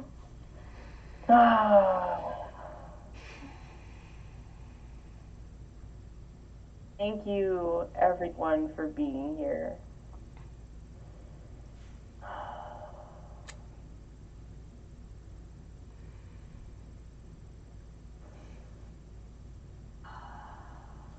So nice. I always like nuzzle my face into my arms and I hug myself like that. Sometimes I remember get up in myself, right? So nice, yes. I love that feeling of, because that's how I hug people too, is I usually like nuzzle my face down into their shoulders or whatever. So I'm like, oh, give me that self snuggle. The heart hug hands. Witchy BB's up in here. Roxanne, hello, friend. Wow. Oh my gosh. Shout out to Witchy BB. If you guys are not following. Wow, love it, BB. Oh my gosh, Benetron. If you don't follow Witchy BB, you should. Absolutely phenomenal, phenomenal reader and streamer and all around being. We had a really amazing discussion about, what were we talking about? Like Twitch for men streaming on Twitch versus women streaming on Twitch. Because somebody said, they were having like a discussion about it of, is it easier for women to stream on Twitch or girls have it easier? Sexism on Twitch, that's what it was. And I was like, oh, this is so interesting. Yeah, I love hearing this. So that was, because even some of the first people that I got on Twitch for we're like, well, it's going to be really easy for you to get followers because you're a beautiful woman. And Again, the whole that's sexism right outer there. thing, right? Yeah, that's literally, and that was somebody I was trying to What date. about what lies within me? Like, this is all gonna sag anyway. I was like, now. bruh, I have already fallen. Oh, good, well done. I like specifically call out Benetron. 25 people in here. I'm like, Ben, do you follow Witchy BB? Oh, but everyone should. All of you, all 25 of you, get your butts in there. But yeah, it's just like that. Instantly, I was like, okay, but I also studied cognitive sciences and like have a whole background of different healing practices that I've learned and spent years to study. And like the fact that people are like so quick to dismiss is just like, or maybe not dismiss, but Ben, that face. I'm like, oh my goodness, like, we have to build ourselves up too, and a lot of that, fight that imposter syndrome that so many of us face of like, well, maybe I am just pretty, or like maybe that is the only reason people are in here, but that's not true. It's not just imposter syndrome. Sorry. It's the inner critic. It's everything that's been so passed down to us, and then we then develop those thought patterns too, because then we believe all that crap. Mm-hmm. The first time I showed my face, some guy came in and said, "Hey, Grandma, what the fuck?" Did you hear me gasp? That's why I gasped, because I read crap like that, right? Holly's comment. Yeah. Oh God, I'm so sorry that you dealt with that, Holly. Yeah. Boone, I studied cognitive sciences because I was like, basically like, what is wrong with me? What the heck is wrong with me? What's going on here? Yeah, and not in a like self beating up way, because I was still very confident in who I was, but in this mentality of like, because I was so different from all my siblings and my family, it was like, wanted to get to the, I wanted to get to the bottom, like what happened to me that made me turn out so much differently than my siblings, and in like an appreciative way too, because like I do like the person that I am, like, and I was like always like wanting to help people. I always was helping people. That was how I spent my high school years, was as president of the Interact group, which is like Rotary Club, if you know what Rotary Club is. So all community service. We did like all sorts of events and activities. We went all around the country and did National Relief Network trips with like AmeriCorps and United Way, and it was just such a cool group of people that I got to meet. I met hundreds of, probably thousands of people over that time, and it always just had such a big place in my heart where like I knew I wanted to help people, but I didn't know exactly how it was going to turn out. And I like, we have all these big ideas and plans, and like never would I have thought that I would be, streaming online or like sharing life with amazing beings and meeting my soul family from Twitch. Like the craziest, but also makes perfect sense because I always loved video games. I always felt very connected to like the nerdy gamers and like the theater kids and like, the groups of people that were usually labeled as outcasts. Was like, no, this is my group. Like, these are my people. And just that feeling of like, like wanting to, I was always curious. I wanted to figure it out as a way to, because I didn't feel broken until like I started digging into psychology, and then you start diagnosing yourself, you start like looking at all these other things and start thinking that like the only way to heal is through pharmaceuticals. And then what I found through I'm lucky I went to such an amazing school because so much of it was research, Michigan Technological University, so super research-based college with literally world-renowned professors, people that they got from all around the world that came to teach, that had been working in the field for decades and were just unbelievable people. And I found that like there's so much new knowledge coming out with like NeuroCore is a new company that started with some of these newer techniques, and it's like they have two little clips that they clip under your ears, and it like tracks your brain waves.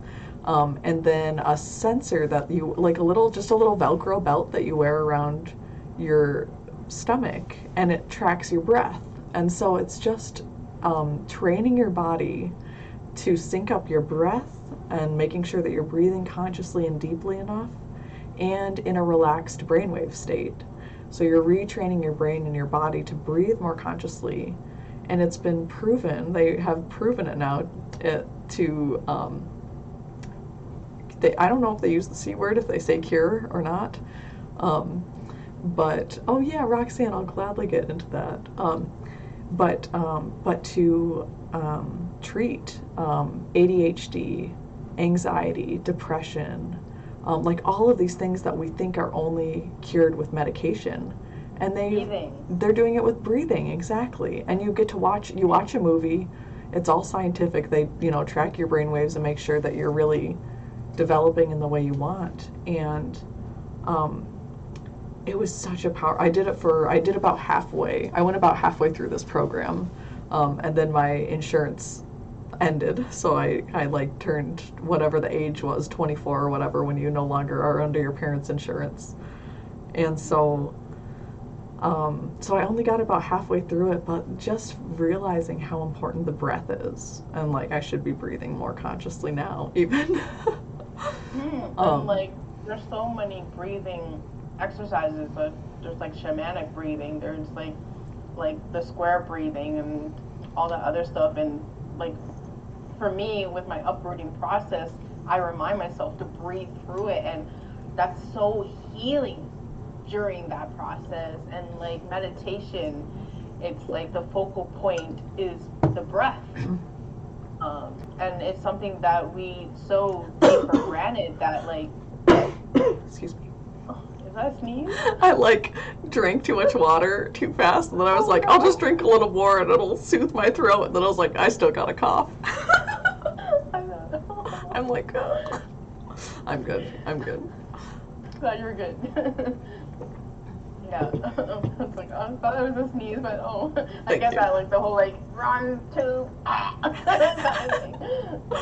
Exactly. Breathing is like that natural ability to heal ourselves. Holy F. Like, it's so and powerful. We forget that that's our energy source. Like, that's how we're alive. Like, breathe in that fresh air and give thanks to it. Thank you for the breath of life. Thanks, Metatron. doing my best over here. There is that whole idea of like we just forget about the breath. We're taught so much about food and water and to focus on those things for sustenance. And I think it's strategically planned as well, is to help us forget about our breath. Because a community, a society that isn't breathing properly is always in that state of fight or flight. Like, your body's not getting enough oxygen. Even today I was running around my house getting things ready for today, making sure I had everything, and I stopped in my living room, and I have a big mirror out there, and I looked at myself in the mirror and I was just like, what? Yeah, it's free, exactly. I was like, why do I feel kind of stressed? I'm kind of feeling stressed out right now. And I was like, what do we do when we're stressed? And it's like, I put my hands over my heart, one hand on my belly, one hand on my heart, and I just breathe. And I breathed twice like that. And I was like, wow, my heart rate's back to normal. I'm feeling better. I can move on with my day. Beautiful. So it only just takes a moment. Right? It was so easy and so powerful, and I was like, oh, I forget how simple this is, really. So let's get into your journey with Qigong, since Roxanne asked. Absolutely. Yeah, I was just thinking that. Odin! OMG. Odin! Glad to see you, our friend. Yeah, so Qigong, well, I was at a very low point in my life when I stumbled upon it. I was a new mom, recently kicked out of this apartment, out of where my ex and I lived, moved back in with my parents, which was not an ideal situation either. And they're both great people. They really are. It's just that it was a lot. It was a lot for all of us. I think we're good. Are you good? I'm doing well. I'm doing well. I'm doing amazing. Oh, amazing. And so we were just like all tense. It was me, my son, who was like 1 at the time, maybe. Actually, he might have been only like 6 months old. Um, and me and him, my 2 parents, who have kind of a tense relationship anyway. Not that they get along all right, but they like just tend to accelerate emotions really fast, like build that tension really quickly, even in like normal conversations. I'm like, Dad, why are you using that tone? Like, Mom, why are you starting to yell at him? You guys are talking about the same thing. Like, hold on a second. Because there is so much of just like, Lexar, I knew you were going to be here soon. I know, right? Yay. I was just about to shout out Jamie, and then I was like, Jamie, I think you have a shop though, right? I don't know if this will, yes. I don't know if this will shout out your shop, but if it does, if we can get to your like before Ben's origin story. Oh my god, so cute. Yeah, the best girlfriend. We all love her. We all love her. Yeah. Jamie. Yeah, so I'm like at my parents, with my son, with my parents who have this tense relationship, with my younger sister who was very on edge, and created a set of rules that we had to live by where no one was allowed to be in the kitchen when she was in the kitchen. We all had to like tiptoe around her. She didn't want to hear us. We couldn't wake her up. It was very, very tense situation. And very traumatic, to be totally honest. It was a lot of trauma because it's like, okay, well, there's like, 2 full hours during lunchtime that I'm not allowed to eat. So Elin and I would be sitting out in the living room starving, not able to go in there and eat for fear of what would happen to us. And I feel like with controlling, like that's very controlling. That does stem from trauma because we're trying to control it, right? Exactly. So please continue. Yeah, that's so true though.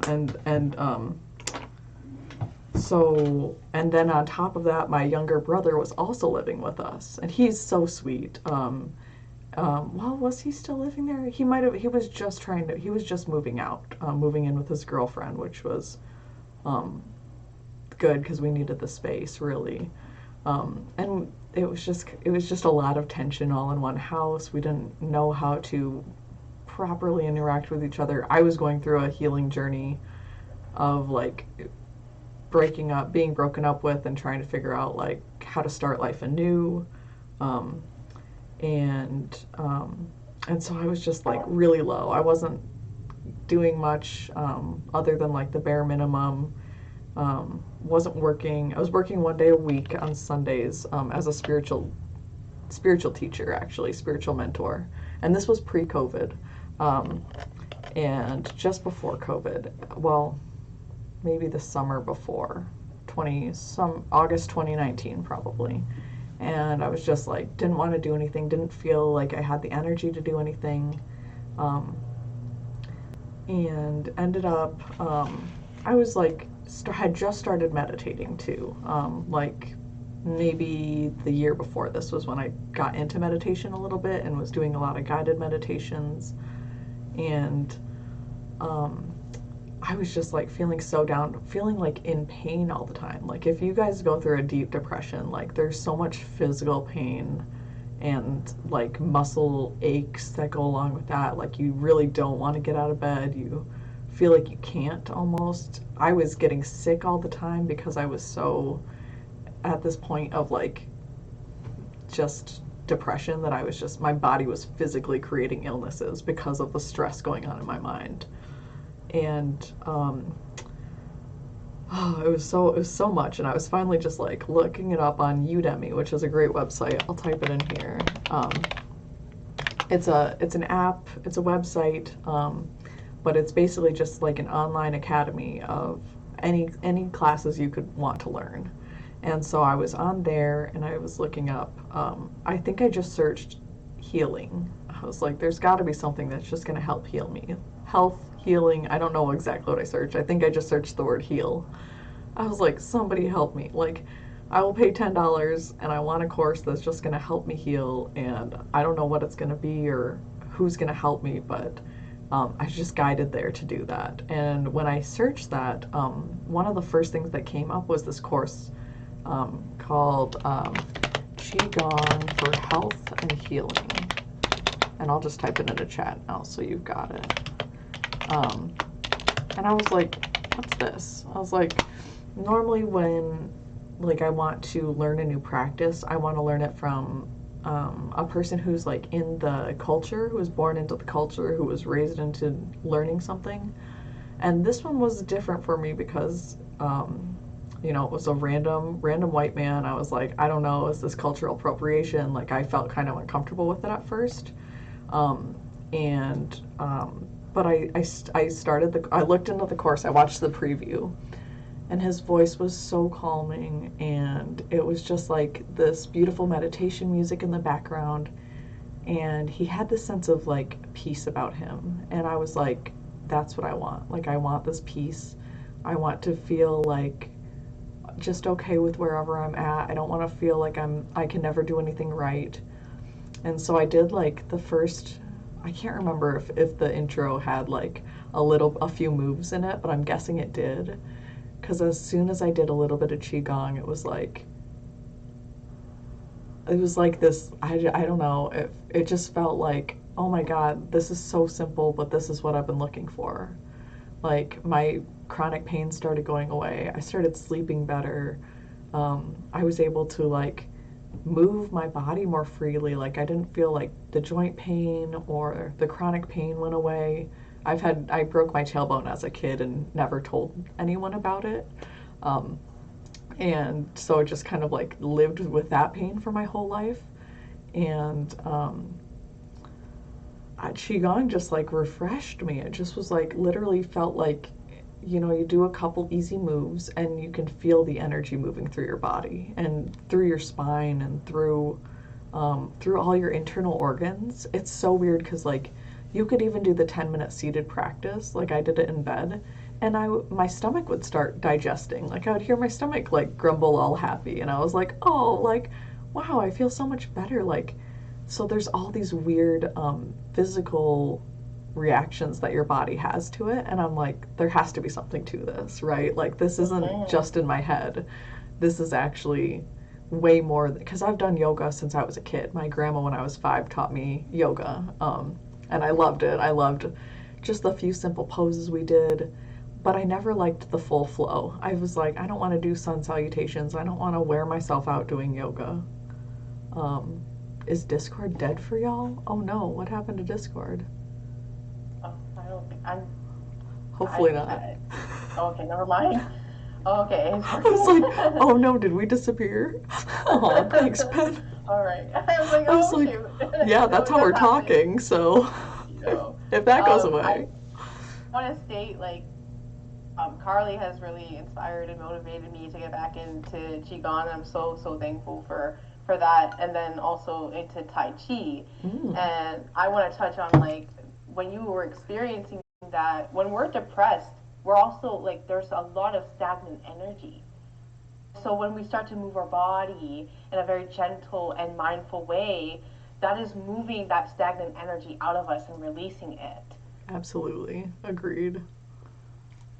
It's so true. It's that, um, you know, the energy centers, the chakras in our body don't, I think block is too harsh of a word. I don't think they can ever be blocked. I think they can get stagnant though, just like a pool of water.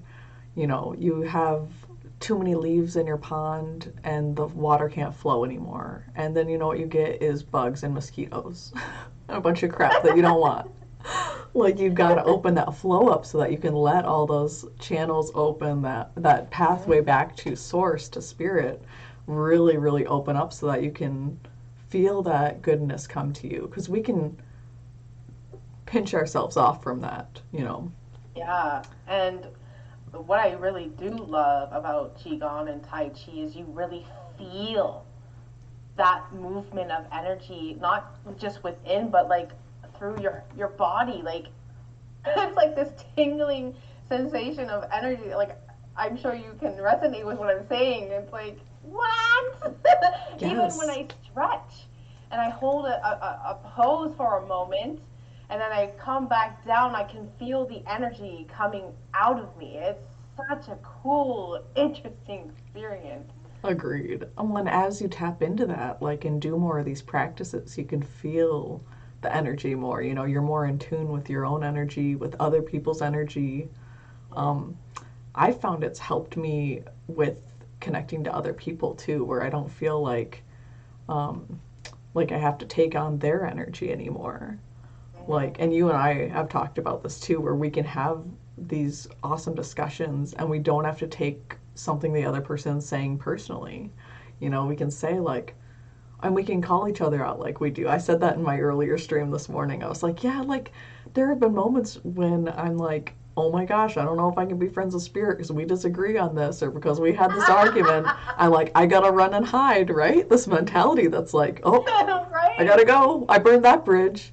But it's like, oh no, like, you come back to me and you're like, oh, hey, I didn't think of it that way. And I'm like, oh my God, I didn't make you mad. Amazing. Because I want to be called out too on my shit. Like, come on. Like, and that's what it's so funny. It's like Spirit calling Spirit out. I'm like, all right, let's go. I love it. Please. Agreed. This way, I feel like we deal with so many outdated things. Like we were talking earlier. It's like I feel like my process right now is like I'm going through a death and a rebirth at the same freaking time. Like, Yep. okay, the phoenix is rising from the ashes of the past. Like, let's go. Yeah, I was literally That's gonna what say makes that my Phoenix picture the energy. phoenix. And I'm like, all right, this definitely resonates right Exactly. now. No, for real, you got that Phoenix energy for sure. And um, I just made a joke about this the other day because there's so many people on Twitch with the word Phoenix in their name, Yep, and yep. I've seen that too. I was like, there's a lot of people in the ashes. I was like, there's a whole nest. Okay, we got a nest of phoenixes, a Twitch Phoenix nest, and it's amazing. We're here for it. That's like a clan. Right. The baby birds. So good. Um, but yeah, it was just like that whole shift for me instantly where I was like, wow, I don't have to spend like 40 minutes doing this. You know, it's different than another workout. It's different than any practice I've ever tried before. Even meditation, guided meditation. Um, Qigong was like this nice, yeah, inner energy healing is what I really think of it now as. But it is also meditative. That's the beautiful thing about it. Like when I Yes. stretch, I find the meditation in that because I'm very present, I'm very with it, I'm very now. Like, and that's what I like about Qigong and Tai Chi is that it requires you to be present with yourself and like those slow movements really help you be more so in tune with yourself. Like, love it. I feel that too. That when you Yeah, said that the rebirth other from the day, ashes is a whole reason Phoenix is part of my Twitch name. Ah, Boon Phoenix. Yeah, I I figured. found a perfect image for the Phoenix that I have. Apologies, nothing to apologize for. It's life. Life. Um, Usually the Phoenix is like fire, right? It's like that instant fire, but I found one with both water and the fire. I'm like, yes, because I'm a water sign and my moon is in Leo and my rising is in Sagittarius, so I'm like both water and fire. I'm like, let's go! It's like the yin and the yang, right? Like the balance of both. And how hard was that? Like, we growing up with that, right? Where it's like we have to learn, like, that we have both of that inside us, but how? Yeah, Jamie, I didn't even think about thinking of fire with the fire truck. Yep. Oh snap! I Yep. love it. No coincidence in life, I swear. Exactly, because that's the fire and the water, yo. Oh my gosh. Wow, that's great. Beautiful. Fire trucks. Fire trucks. Why aren't they called water Oh trucks? yeah! Oh my god! I didn't even think of that because like they have the water. They carry the water. What? I love it. Oh my god! Love that. Wow. Amazing.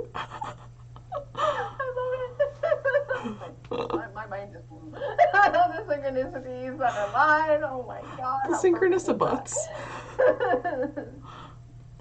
Oh my goodness. I have to go to the bathroom. I don't know about you. Are you ready for a little break? You're good? You chat and I'll be right back. You do your thing. Go relieve yourself. Thank you. Oh yeah, you might have to do Pokey Shop and then Pokeball, and then you can buy stuff.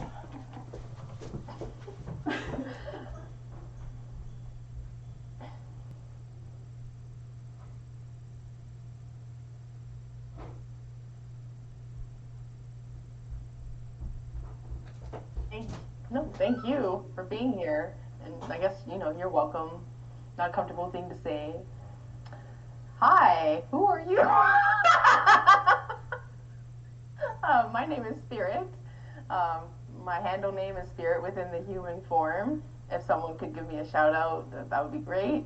I'm also a streamer on Twitch. I'm a variety streamer. I'm about healing, holistic health, all that good stuff.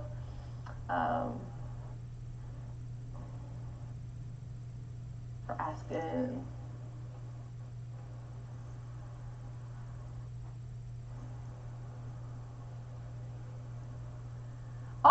Thank you. Community wants to acknowledge Spirit within the human form for being an amazing and wonderful person. Follow them at da-da-da-da-da. I'll just... Oh, there it is. Yeah, exactly. Do that. There I am.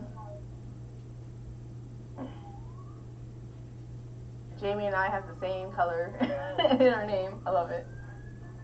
More fire trucks. Gotta tame that fire.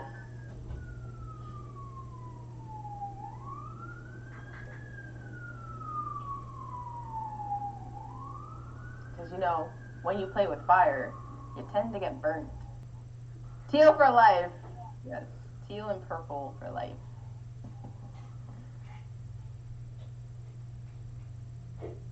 I love the color teal. It's like the color of the ocean. So, really resonates. What stood out for you, Roxanne, about what I said?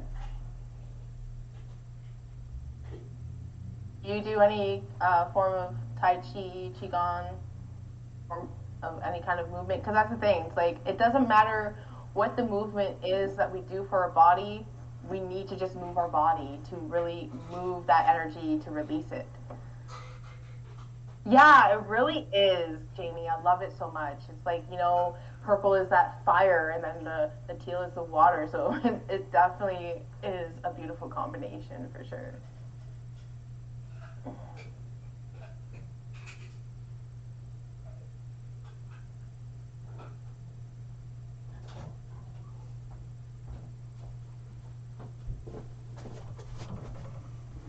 Hello. I wanted to get my vitamins. Thank you. I almost have to refill my water too. Why?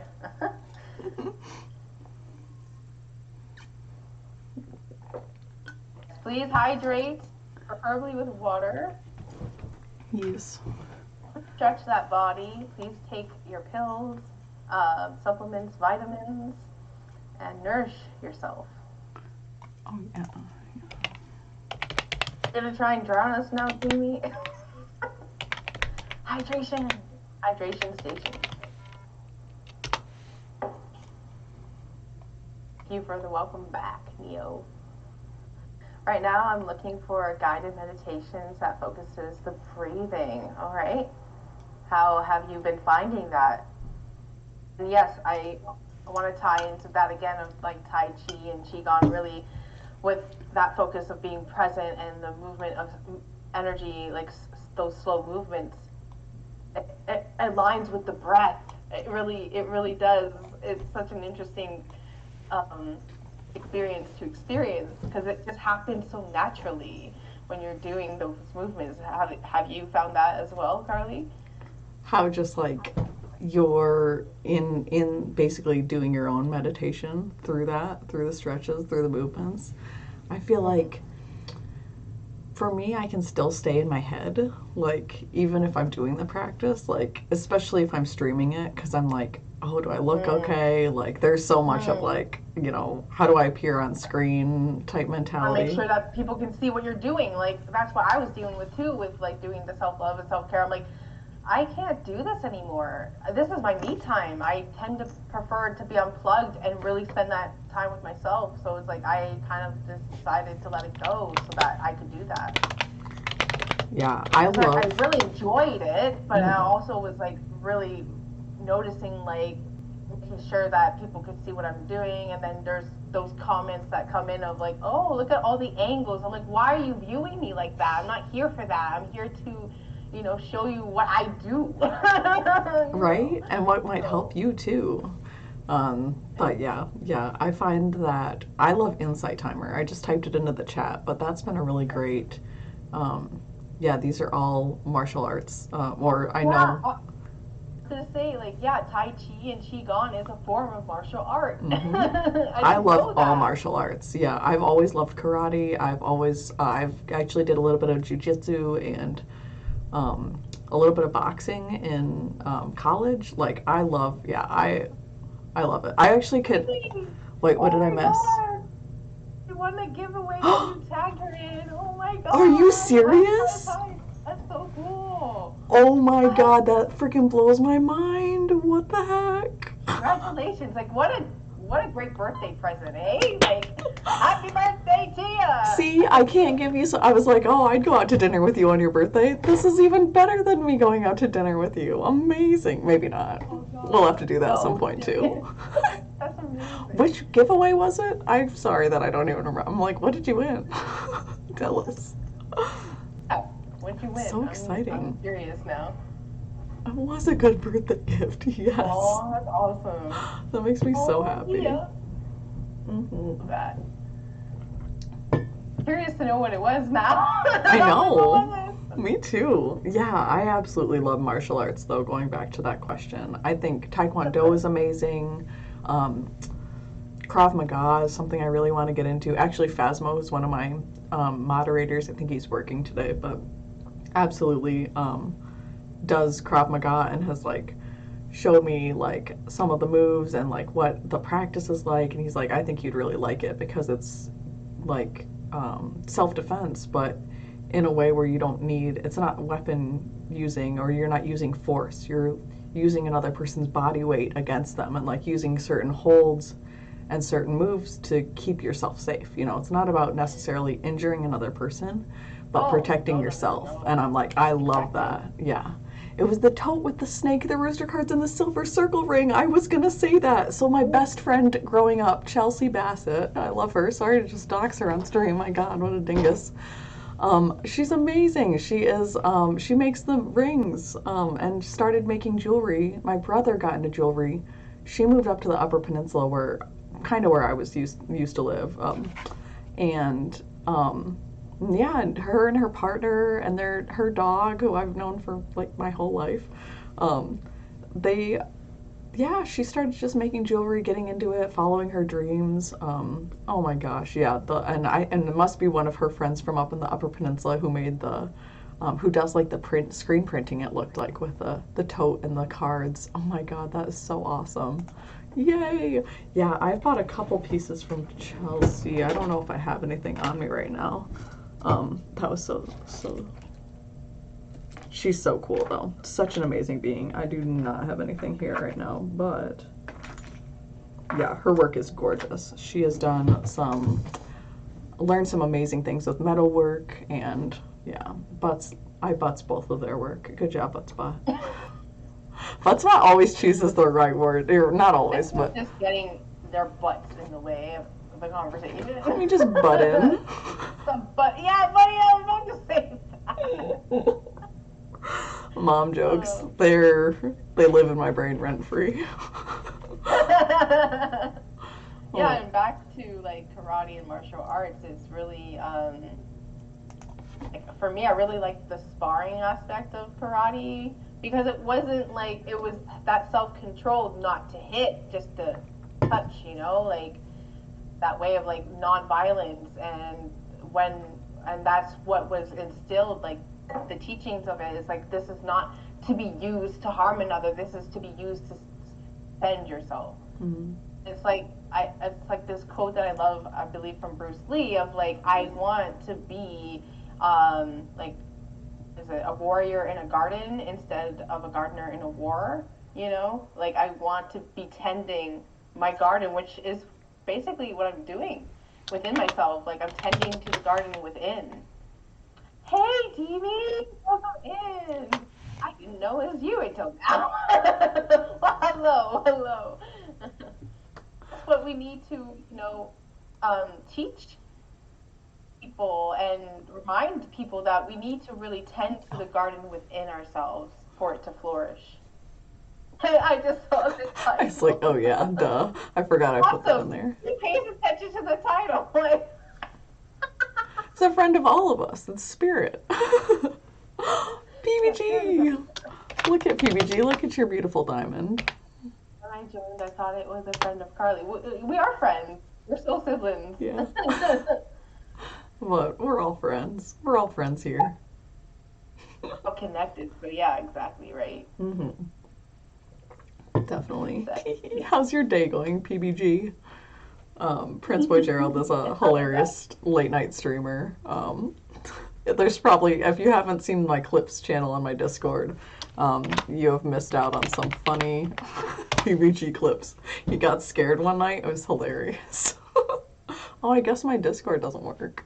Not gonna lie, I just woke up. I figured. Well, I hope that you rested and slept well. Why your mic is so different than your streams? Oh, Because I'm using headphones. yeah. Do you have a different And mic? I don't usually use a mic. I use the mobile. Oh, Like, yeah. I use the mobile, so like Yeah. the speaker on the phone is what I use. That's my mic. Mm. I'm like, you've been in my streams, Demi? Oh, you're one of the lurkers. All right, thanks for letting it be known. Yeah, I gotta call out the lurkers, right? That's fun. That's hilarious. I love it. No, I'm curious. Oh, okay. Yeah, so how do we keep toxic people out of our garden? Toxic people that try to trash your garden. How do we deal with them? That's a great question. This is a really good question because it's a tough one, especially when we have family that is unhealthy and toxic.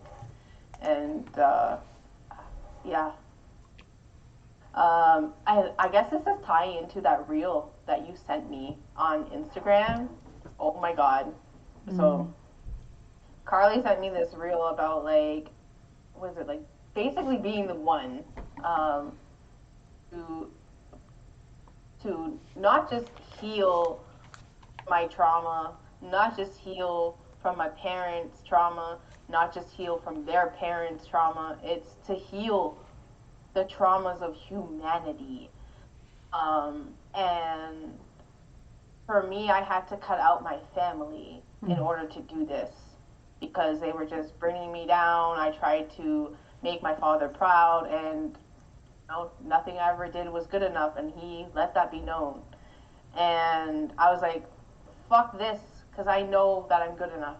Like, I felt that within me, and that it's like, it's going to be your loss that you don't have this connection with me. It's not the other way around.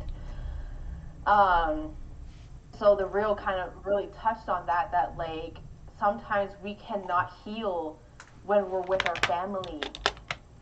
Sometimes we need to break away from that in order to do it for ourselves. And that, I know, is like, how do you do that? Don't know. I don't have the answer. Like, I just knew I had to do it. Like, I had to save myself because we are our own saviors. No one can save us. We have to save ourselves out of our own pit of darkness to see the light within. And maybe, Carly, you are in contact with your family. You can shed some light on this too. Yeah, for me, what ended up happening when I was living at my parents' house still, was, or no, it was after I had already, no. Yeah, so I was living at my parents' house still, and it was, COVID had just started. It was like beginning of COVID, so March of 2020, and yeah, it's a real bot. Oh, that's funny. That cracks me up. Yeah, it's not a person who's annoying you. Please take care of yourself. Yes. Rest and sleep well. Much love to you. Thanks for being here. We appreciate you. Get some sleep. Good sleep well. And you didn't think it was if it's a real bot. It's just truly a bot. That's hilarious. But yeah, for me, for family, it's tough. I'm the type of person who always wants to give people the benefit of the doubt and give people a million chances, and it's hurt me a lot in the past, trying to give people more chances than I really should have, and putting other people's needs before my own. Never did anyone any good. Nobody ever liked me more because of it. You can never please everyone. If you're trying to please one other person, you're not going to be able to do it. That person has to learn to please themselves. They do. I had to learn to please myself. Yeah. It's also something that's been programmed and conditioned into us to put the family first above ourselves, and that's how we get so lost. So I just wanted to touch on that too. I agree, yeah. Just that like feeling of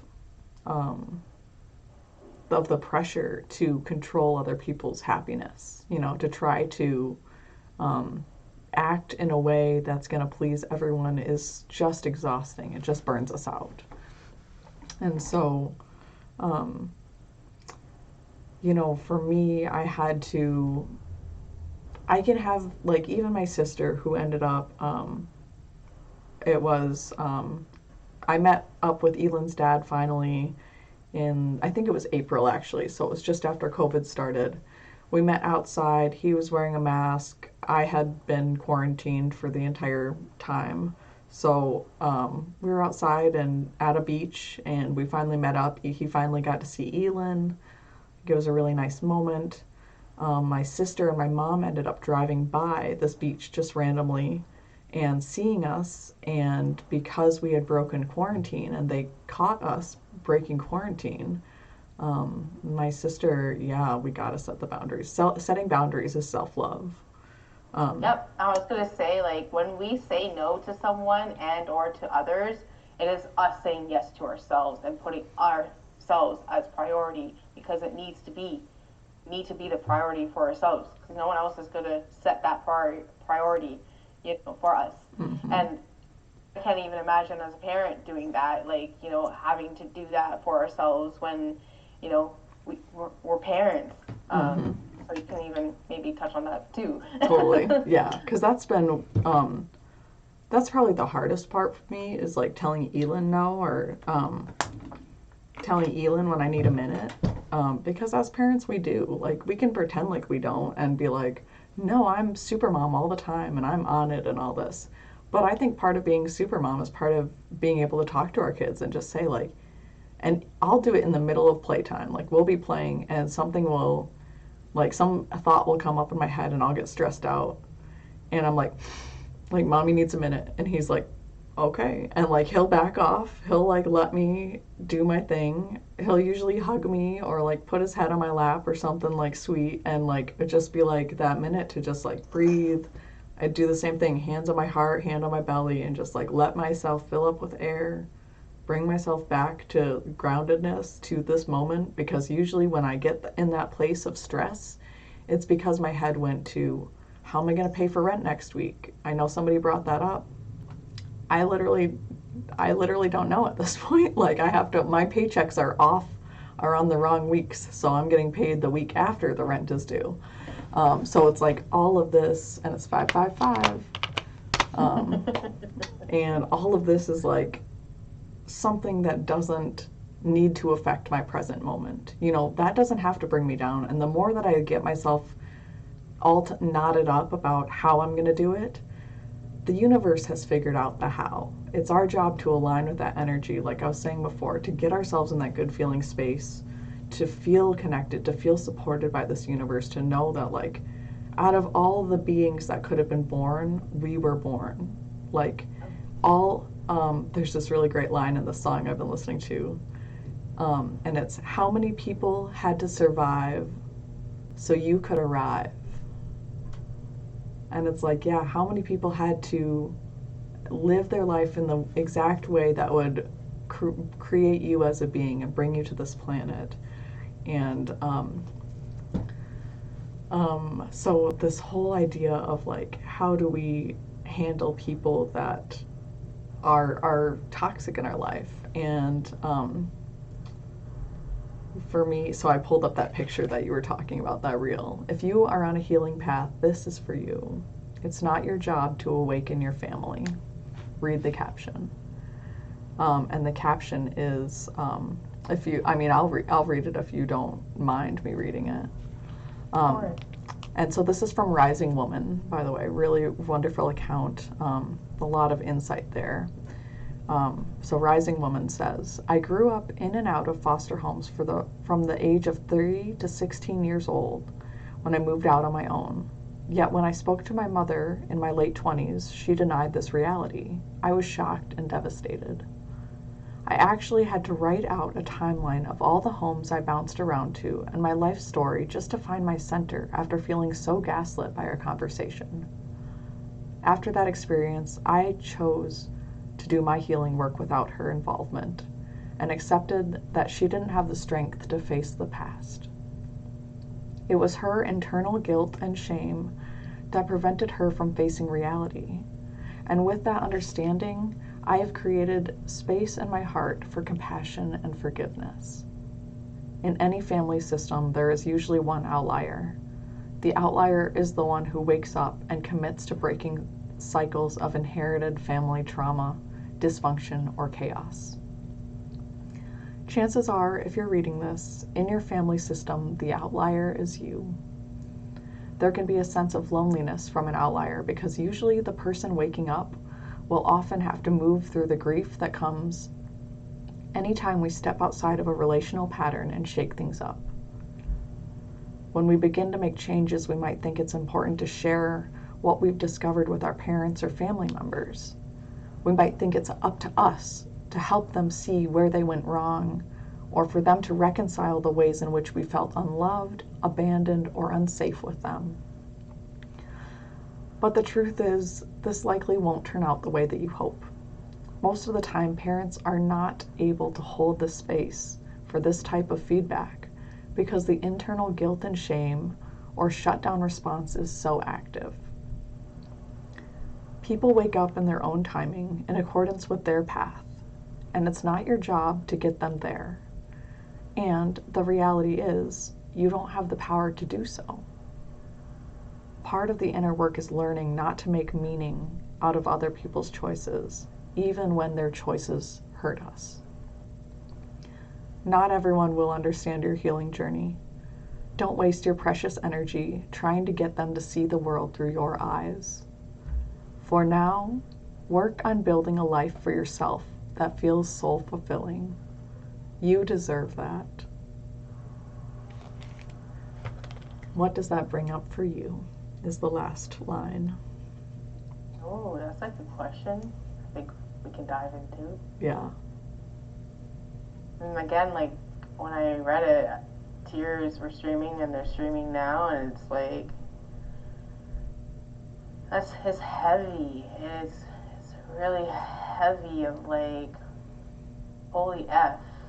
Like, so known that we chose this life before entering it along with our experiences. And like you said, I tried to not necessarily wake up my mom, but I tried to show her other ways other than relying on the healthcare system when she was dying. And she was just like, I trust to it. That was heartbreaking. And so I took it amongst myself to search for natural remedies to get myself healthy.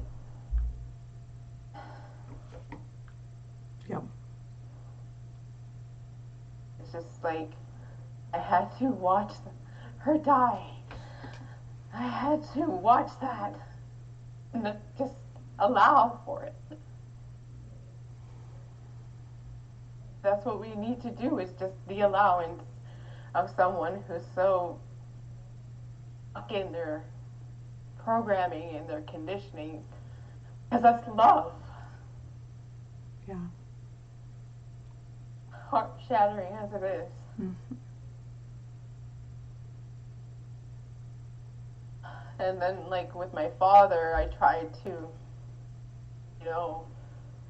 hash things out with him.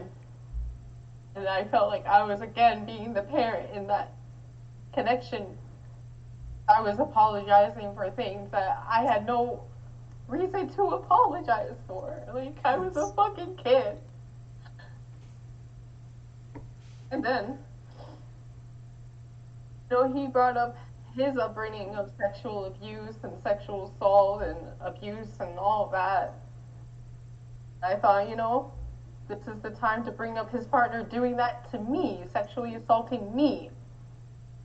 His response was like, you were never able to prove it.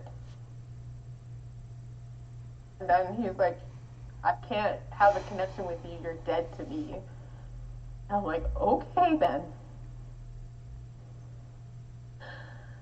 So, going back to Roxanne's question, it's a hard thing to separate ourselves from, it's for sure. Mm-hmm. It's like, I don't have an answer. I can just speak from experience, and I hope that helps in some way. Mm-hmm. What does that bring up for you, Carly? For me, as a kid, I had CPS come to our house a couple times and speak to me specifically, and not in the home. That was the odd thing. It was always while I was outside playing by myself. I read a lot of books as a kid that were beyond what I should have been reading. Books that were like very intense emotionally, and that made me feel like fear for the unknown. And I knew that the situation I was living in was bad, but I feared the unknown of going into the foster care system and what would happen then, and the life that I would live then. And so I lied to CPS both times they came. Said everything was fine, there was no abuse going on in the home. I don't even know if my mom was there that day. Like, I don't even know. I don't remember them being around hardly at all during my childhood. I know I felt a lot like I raised myself and my siblings.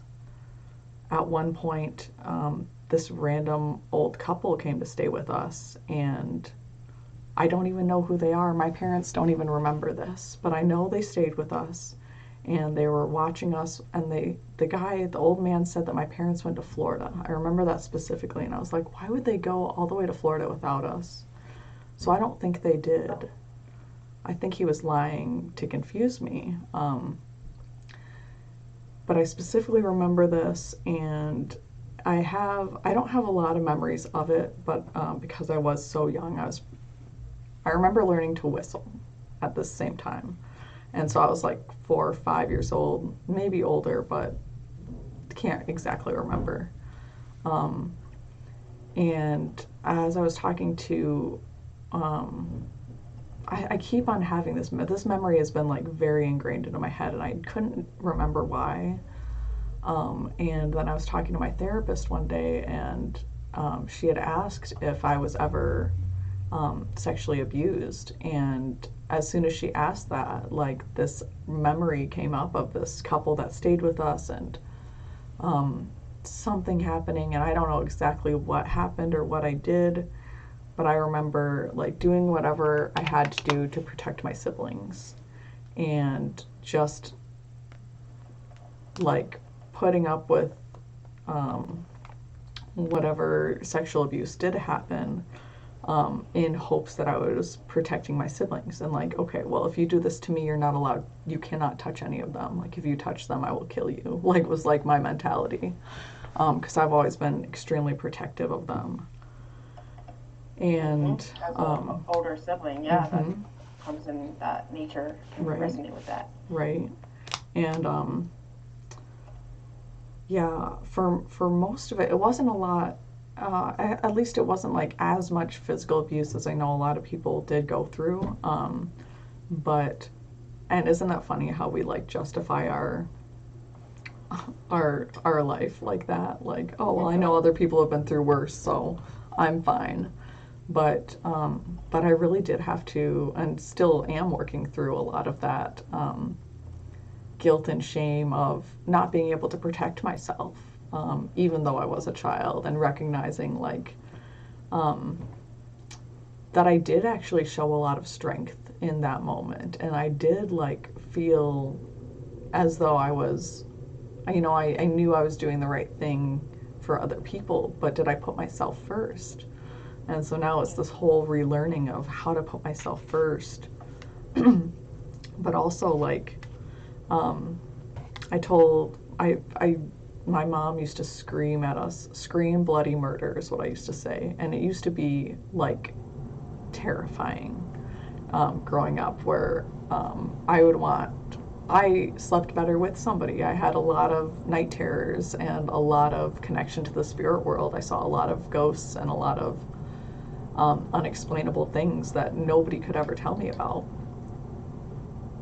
And then, like, when we even try and share it, we're viewed as cray-cray. Hi, Haga. Valid. I always say, oh, Haga Shorty, even if the worst that thing that ever happened to someone is that their dog died, their pain is valid.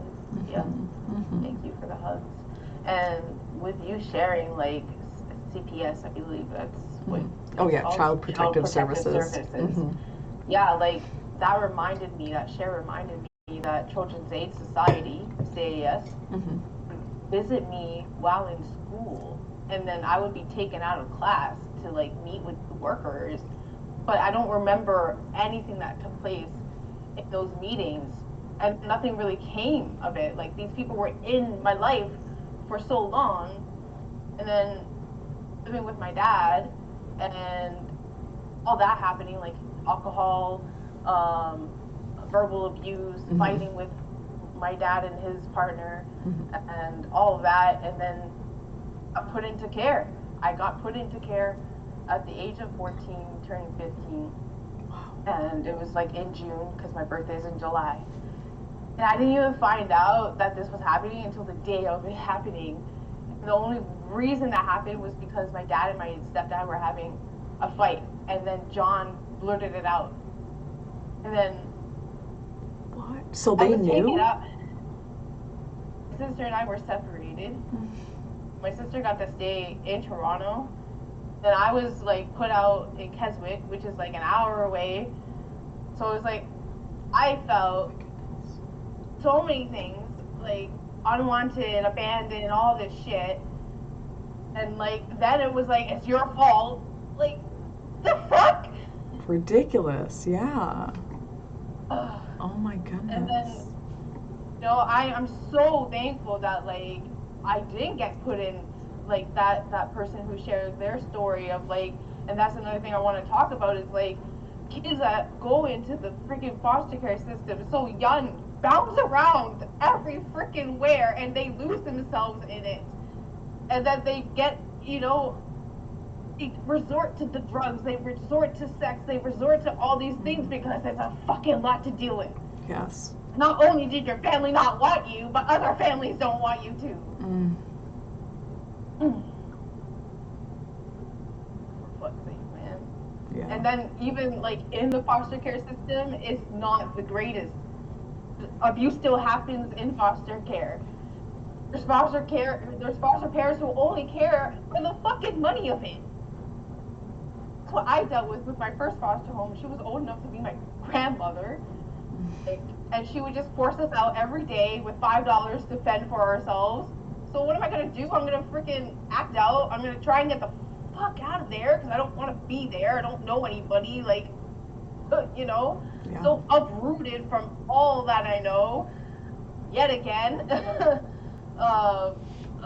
And then I got to come back to Toronto, and then my sister decided to move in with my dad and his partner.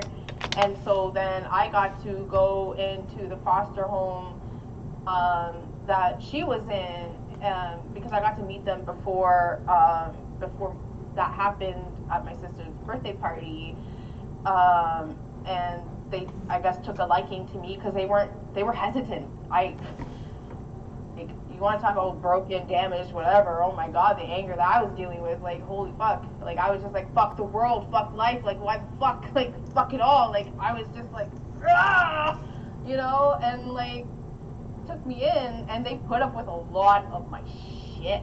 Like, I feel for them because I did not care to live. Like, I did not care to just be, just like, can you just take me now? Like, why the fuck am I still here for? Like, I don't feel like I'm meant to be here, you know, like, all that thing. And then, you know, I don't even know what my sister encountered with living with my dad and his partner. And it's like, you know, it's the whole thing, like, why, like, she chose her experience, right? And it's like, oh my God, how can I put myself in that? Like, I want to put myself in that.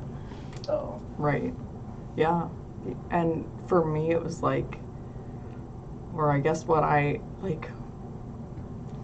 can't imagine that. I cannot imagine that. We moved at 12. My parents didn't tell us that they found a new house and bought a new house, and we just up and moved one day into a whole new house in a new city, right when I was going into middle school. So, like, you know, and that was uprooting enough of feeling just completely, you know, left out of a huge life decision. Hey, we're moving to a new school district. You're going to have to make all new friends. Like, all those friends that you've had your whole life were just good luck. And it was crazy. I mean, that alone was a crazy enough experience to make me angry, resentful.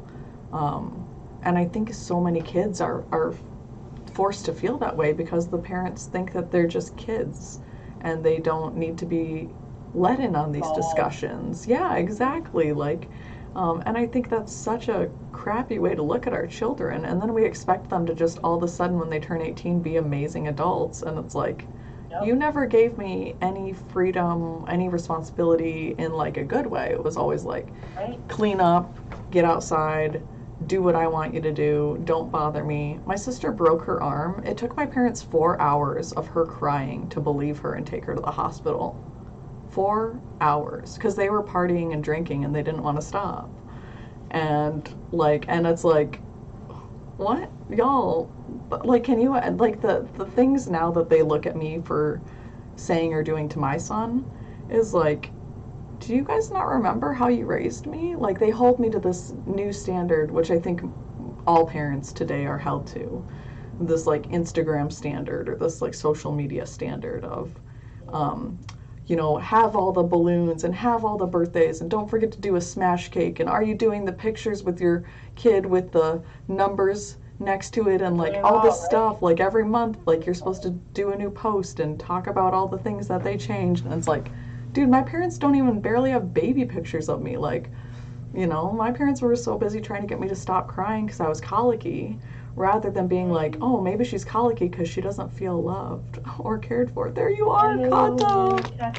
Yeah, I was So colicky happy too. to see you. Yeah, I believe it. And so, you know, so much of that is like, the blame is put on the infant rather than like, well, what stress was the mother going through during pregnancy? Was she eating right? Was she drinking enough water? Like, what stress were our bodies under as we were trying to develop in the womb?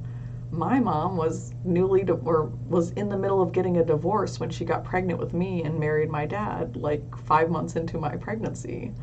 I don't know how long it took her to even realize I was pregnant. They met at a bar. They were out drinking all the time. Like, I don't know if she was drinking when she was pregnant with me. Like, and that now I do have a super aversion to alcohol. Like, like, I get so violently ill when I drink now. And, you know, for me, I'm kind of grateful for that because it keeps me out of the drinking culture.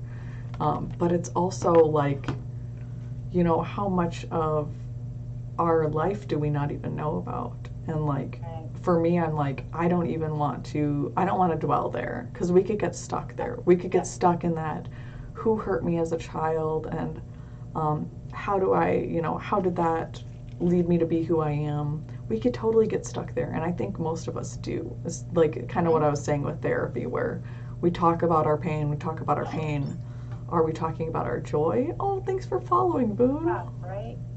Thanks for the follow. Thanks for the love and support, everyone. Yes, like this whole mentality of like I said, we are where we are, and that's okay. But like, where do we go from here? And I know that all about taking that responsibility too, right? Like, I find like it can be so easily to be like make that excuse and find that excuse of like, I don't know any better because of da da da da da da. And it's like, nah, catch that, because we need to then take responsibility for that, to then, strive for improvement, for betterment. Mm-hmm. Nowadays, do you rather ship around people that don't respect your boundaries, or do you confront them right away?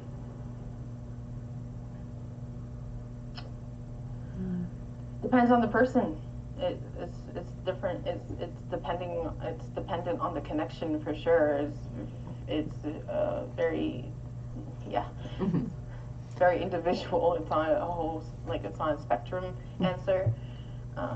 It's like, who's worthy of my energy, who's putting in the energy back, or yeah. Who has good intentions for me. Because there have been people throughout my life, and people that I've met online, that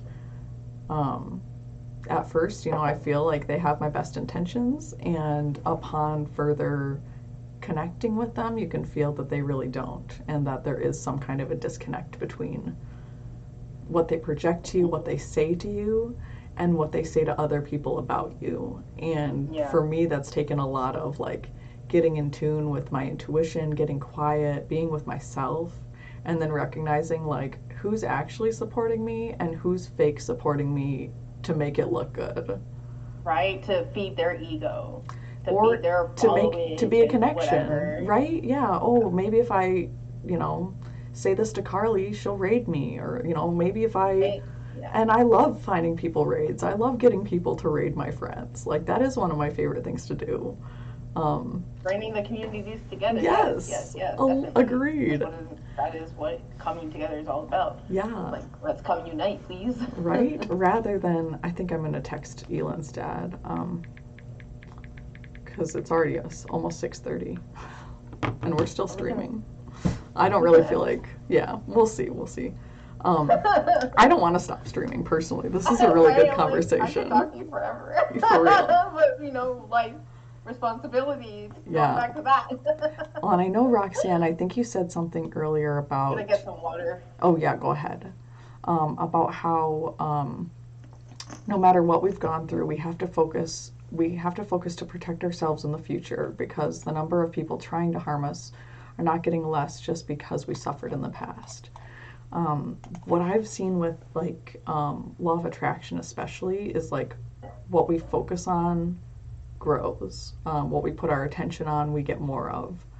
And I totally agree with, we have to protect ourselves. But I've also trying to shift towards looking specifically for the people that are supportive, that are loving, that have that open-heartedness, right? That are safe spaces to be, and kind of backing away from people that don't feel as safe, because there is so much unsure feelings about who's good for me, who's not.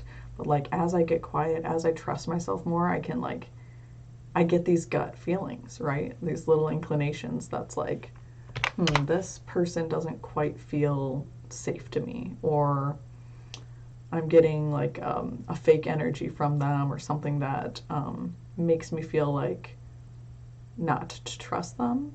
And for me, I see that a lot with people who are oh, does it tell us? Oh my gosh, what? It should tell us right here in chat. I do. I really do. I feel so much good energy from you, Witchy BB. Nodders. Yes. Oh, absolutely. Always trust energy. If something is off, you have to trust that for sure. Yes, yes, yes. And yeah, so I find that like I find that as I turn my focus towards the people that I appreciate, the people that have been so good to me, like the supportive people in my life, the people that are authentic and loving and on this healing journey, willing to be open and share themselves, like that's who I want to surround myself more of. So putting appreciation, gratitude towards them, and then feeling that as I focus on that, I get more of that. So I've also done the opposite, where I focus on my crappy ex. I focus on all the people I hate. I focus on focus on things that make me feel less than good, and see how stressful my life gets so quickly. How many more negative people start glomming onto me, or how many, there's all these things that we can draw to us, and the more that we keep turning ourselves, pivoting ourselves from unwanted towards the wanted, we can get more of that wanted.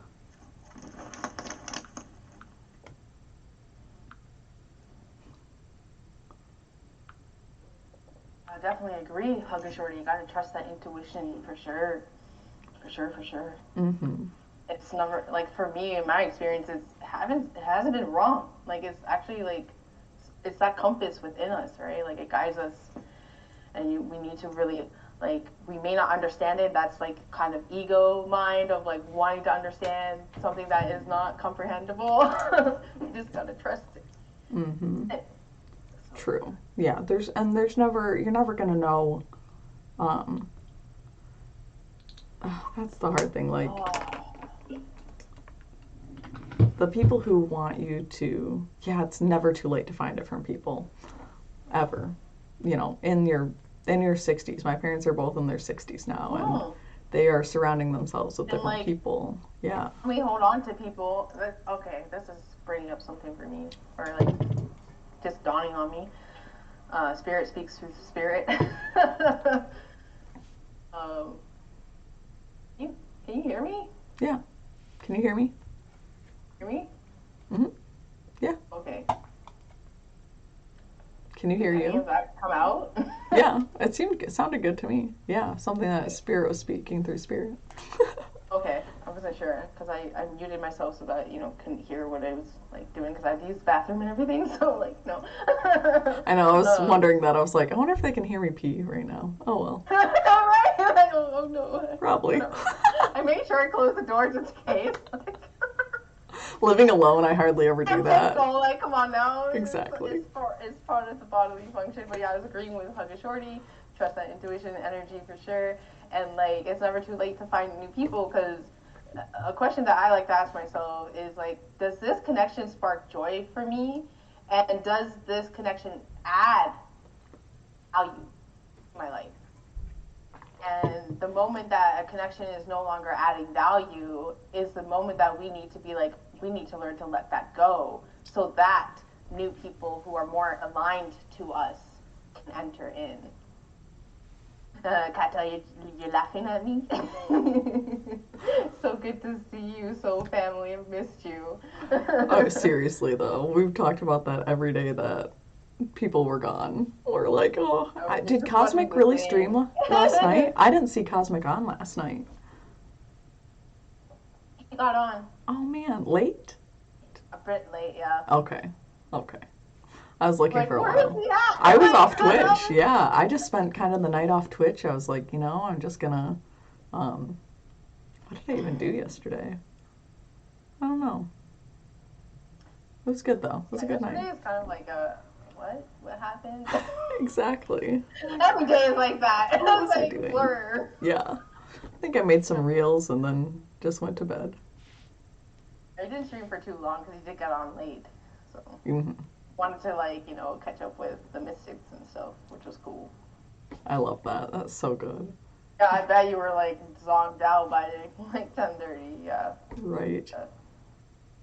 Oh yeah, yeah. I took a nice bath last night and ate some food, and it was so good. Yeah, it was just a good, relaxing night. That's when I did that live stream with my friend too. It was like right when I was going to I bed at midnight. agree. Yeah. Uh, it's important to watch your words. Yeah, I like how you worded that. Does this connection spark joy? Does this add joy? This is better than does this make me happy? Because no, no one makes anyone anything. Yeah, and that's the thing. It's like nobody can make you happy, but your dang self. Yes. That for you. You know, don't look for fulfillment outside yourself. It all lies within. So yeah, good point, Haga. Yes. I love that. And you did word that Oh, very nice. well. Does this spark joy? Yeah, I try and think about Yeah. that more. Just like the Marie Kondo That's where mentality. it came from for me. Yes. It was I was like, like, hang on. do these items like, does this, spark joy for me? And it's like, yes, or no. It's like, all right, got it. Take it out to the trash. I love Don't use that. Yes. Oh my gosh, right? it. Because that's what we want in our lives. We want the joy. We want the fun. We want the happiness. We want the love, right? Like, yes, spark joy or what? So good. That's man. It's like butts. I had to comment that. That's fine, man. So good. Oh my goodness. Yeah, there is just like so much that we can do for ourselves that can bring us back to that state of joy, that inner child, right? That like is Exactly. always Yes, right there. Yes, like that's what it's yeah. about. As we can have more fun, can know that we're an adult now, we can protect ourselves in different ways. Um, then we're the perfect welcome back. A perfect That's welcome like butts. going kind of circling back of like we're an adult now. We can have all the fun we want. Like we Yes. don't got parents telling us what to do. Like Boom. if they're trying, it's like fuck you. I'm It's an that adult now. inner Like come parent. Yeah, that on. inner critic Yeah. voice, right? That we need Yeah. to shut down and just be like, nope, this life is about having fun. We see the people that are succeeding the most. And like, usually we're kind of frustrated by that because it's like, well, why is everything so easy for them? Like, why do they get Not whatever for they want? me. Yeah. And it's like, because they're in this state of joy, they're not worrying about how it's going to happen. They're just in the state of, Just well, this feels allowing it good. for like they're just allowing it to happen. And following those little those little sparks of intuition or those random feelings. Like, I think like the other day I was like, we were at my parents' house. We went to church, which we hardly ever do, but I personally love. I love singing with people. I love that spiritual connection. For me, when they talk about God, I take it with a grain of salt, and I go, I see what you're saying there. Mhm. Um, and and after that, I was like, let's go to Morningstar. It's my favorite breakfast place. And and we haven't gone there in a while, and the line was a little bit busy, but they said only about a 20-minute wait, which is nothing. There's a bookstore next door that we always go to. So, perfect Oh, that's perfect awesome. wander around. Yeah, it's I can't wait till you get to visit and I get to bring you to all my favorite places. Um Yeah. Soul Sibling Party. Oh Um yeah. So much fun. yeah, and there's this so we get in there and they seat us at this random table, and normally I would sit on the other side of the booth, but I sat on this one side. It's like all these weird little things lined up perfectly, and I'm looking behind my parents, and I'm like, that looks like my best friend Ricky. And I just could not shake it. I was like, I think this is Ricky. I was like, his hair's longer, and I haven't seen him in like a year or two, maybe almost 2 years now. Um, and I'm like, is this him? So I was like, I excused myself to go to the bathroom so I could check. So I get up and walk, and I turn around to look at him, and then I do a double take because it is him. And I'm like, oh my God, I'm so excited. I was like so thrilled to see him. It was like this whole like moment of just like, oh my God, like I wanted to run up and give him a hug, and like I was just so pumped. And unfortunately, that he was there with his girlfriend, who hates my guts, for lack of a better term, like literally. No Um, way. yeah, and but like and I don't blame her for that. Like I remember I remember being insecure. That sounds really condescending, but I don't mean it condescending. I really was super insecure. And I also was in a relationship that didn't feel right, that was toxic, and trying to make it work. You spend all your energy trying to get this person to see you in a way or to love you in a way that you want them to without actually communicating how you want to be loved or how you need to be loved because you don't know yourself, right? Because you're coming from the state of this person's going to fulfill me. I don't need to fulfill myself. And that right there is toxic thinking. Too, right? And so many narcissistic traits that come along with that of, well, this person, I can manipulate them into doing what I want. And that's very much her personality, unfortunately. And I get it. It comes from like lack of self-love and thinking that other people are the solution to that lack of self-love. And yeah, probably experienced that growing up too, like lack of love. It's still love, it's just a lack of it. Exactly, and seeking it always. Right. But that's like, not only is that like happening in the home, it's happening like it's being programmed, conditioned in daycare, school, all of it. Like media too. It's like, oh, happiness is not within, it's without you. Like buy all this material shit, like da da da da da. Like get all this diploma, go to school, like we can be our own doctor in a way. Like we can be everything to ourselves, and we need to be everything for ourselves. Like that to me is what holistic health is really all about. Yeah. Taking care of yourself in first a physical way, I found. Yeah, and then like as your physical body is better, then your mind has some freedom to be like start to heal, right? At least that's what I found, is like my body was in such a wrecked space that like for me Qigong was the solution for like body, mind, and spirit. Yeah. It's that full connection of healing. And so, like I said, so simple. This is a Qigong move, actually. Literally just hands together under your face and just like breathing and feeling that energy. I feel the warmth like right off my hands. My hands are usually ice cold.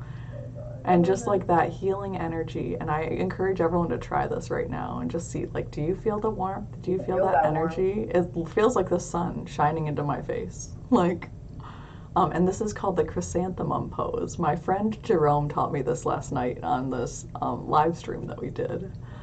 And I don't want to stop doing that. It's so nice, right? Like, be that ray of sunshine. Yes. And so there are these little inclinations that we get and moments. Like, I don't know why I was going to go to sleep, I was banging on my walls, mad at my neighbors about smoking cigarettes. And I popped into this live and had this whole amazing conversation about energy work and what to focus on and how to heal ourselves and others. And it's like we get these little intuitive nudges that put us right where we need to be when we need to be there. And I haven't talked to Ricky since. He wasn't allowed to wave at me. And then she like made him feed her food after that. It was very awkward. It was like very awkward, yeah. And I was like, because I was sitting there just watching them and I was like, oh man, she's so triggered right now, like. And I didn't feel bad about it though. This was the first time that I did not feel any guilt or shame. Yeah. I was like, that's a personal issue, exactly. Like my presence alone should not infuriate someone that much. And the same is in the reverse. Someone else's presence alone should not infuriate me that much. Yes. Yeah. Right? Yeah. Right, people? Calling ourselves on calling that. Calling myself out. Yeah. Because like when I did that malicious thing, I knew right away karma was gonna come back. Like I just sensed it. I'm like, fuck, but it helped me face that, like, whatever we don't like and or understand that we see in somebody, it lies within us too. Mm-hmm. And a lot of people can't, like, it's so easy to cast that first stone rather than search within ourselves to find that reflection of that. Yeah. Because it's so easy to focus on like what is going on the outside world and like war, COVID, the system collapsing, all of that, and like that's our focal point. But can we not see that we created this? No, we created the system that's in place. We created the government system. We created the healthcare system. We created our educational system. Why not focus on dismantling that system within ourselves to then rebuild anew? Yep. And that's where it has to start too, is like as we find this peace within, this space of compassion, kindness, love, not being triggered by things that used to trigger us. Yeah, working through these things, right? And then we're able to say, like, okay, well, if I can sit here and be here through it, like, I actually don't have to take a side. I actually don't agree with any side in politics anymore. Yeah, like, I don't agree with, and I don't disagree with it either. It is what it is. Exactly. And it doesn't have to affect me unless I sit there and think about it, ruminate on it, and let it affect me. And even me thinking about something, worrying about something, letting it hurt me, and I've spent a lot of days of my life doing that, it never solved the problem, because we can't fix a problem from the place of the problem. We have to get so secure in who we are that, like, these answers come to us because we're just connected to the answers. We're connected to that higher consciousness of the words are going to come to me, the messages are going to come to me when they need to, the things that I say are going to somehow help somebody even if I don't understand why or how. Like, as I'm guided to say this random stuff, it's like, okay, I don't know why I said that. And you're like, well, I'm glad you said that because, and I'm like, oh, okay, amazing. That's so great. Through us. Yeah. And like the answers also do lie within when we do, and that quality time with ourselves and tune within. And a lot of people are like seeking for the answers outside because it's so uncomfortable to search within. It's so uncomfortable to dive deep within ourselves. Yes. But it's necessary. So. Right. I found a lot of healing through journaling. Especially Violet Hummingbird was just talking about how she does just stream of consciousness journaling. And I'm like, oh, I haven't done that. Like what? Yeah. So essentially, elaborate? Yeah, you're just, I used to do it, I was in creative writing class, and we used to do it every day when we started. So you just open a page in your journal and write whatever thoughts are coming out. Literally, you're not stopping yourself to try and make the words right, or to be framed in a certain way, which is something I've always done with journals. Well, if somebody finds this, I don't want them to think I'm X, Y, or Z. Like, so you try to like write in a way that feels right. I love that. Like, there's this whole mentality of like, even in those private spaces where we feel like we have to perfect ourselves, and going with that imperfection, right? Going with that and just allowing for that free flow of thoughts and ideas. And she says, like, so many things come up for her in those moments of writing in those pages.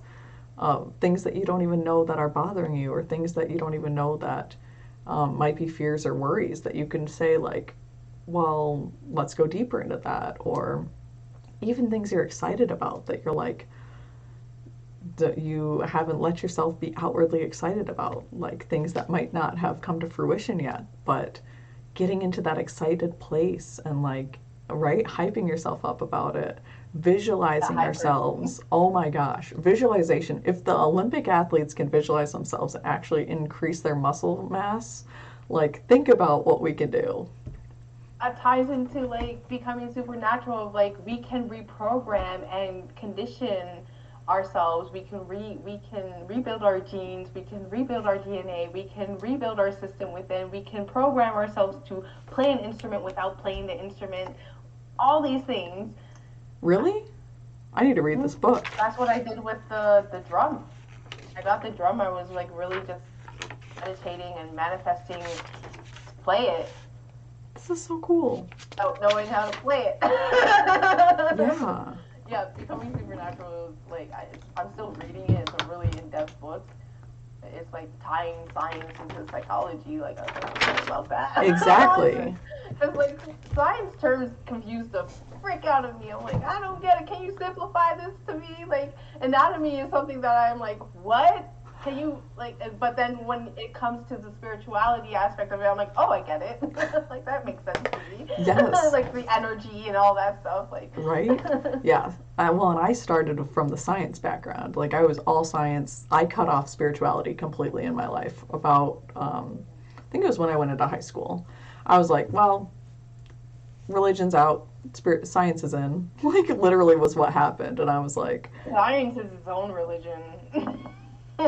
oh my god, science, not just Scientology, but science. Like people who are put all their faith into, well, if it doesn't have peer-reviewed articles, and I'm like, well, even if it does, there's a lot of bias that goes in behind those. And like, you can go into the psychology of it, and that's what I studied was like. It all intertwines together because that's one thing that like bothers me with science and scientists is like they think that the moment that they find something it's known. I'm like, no.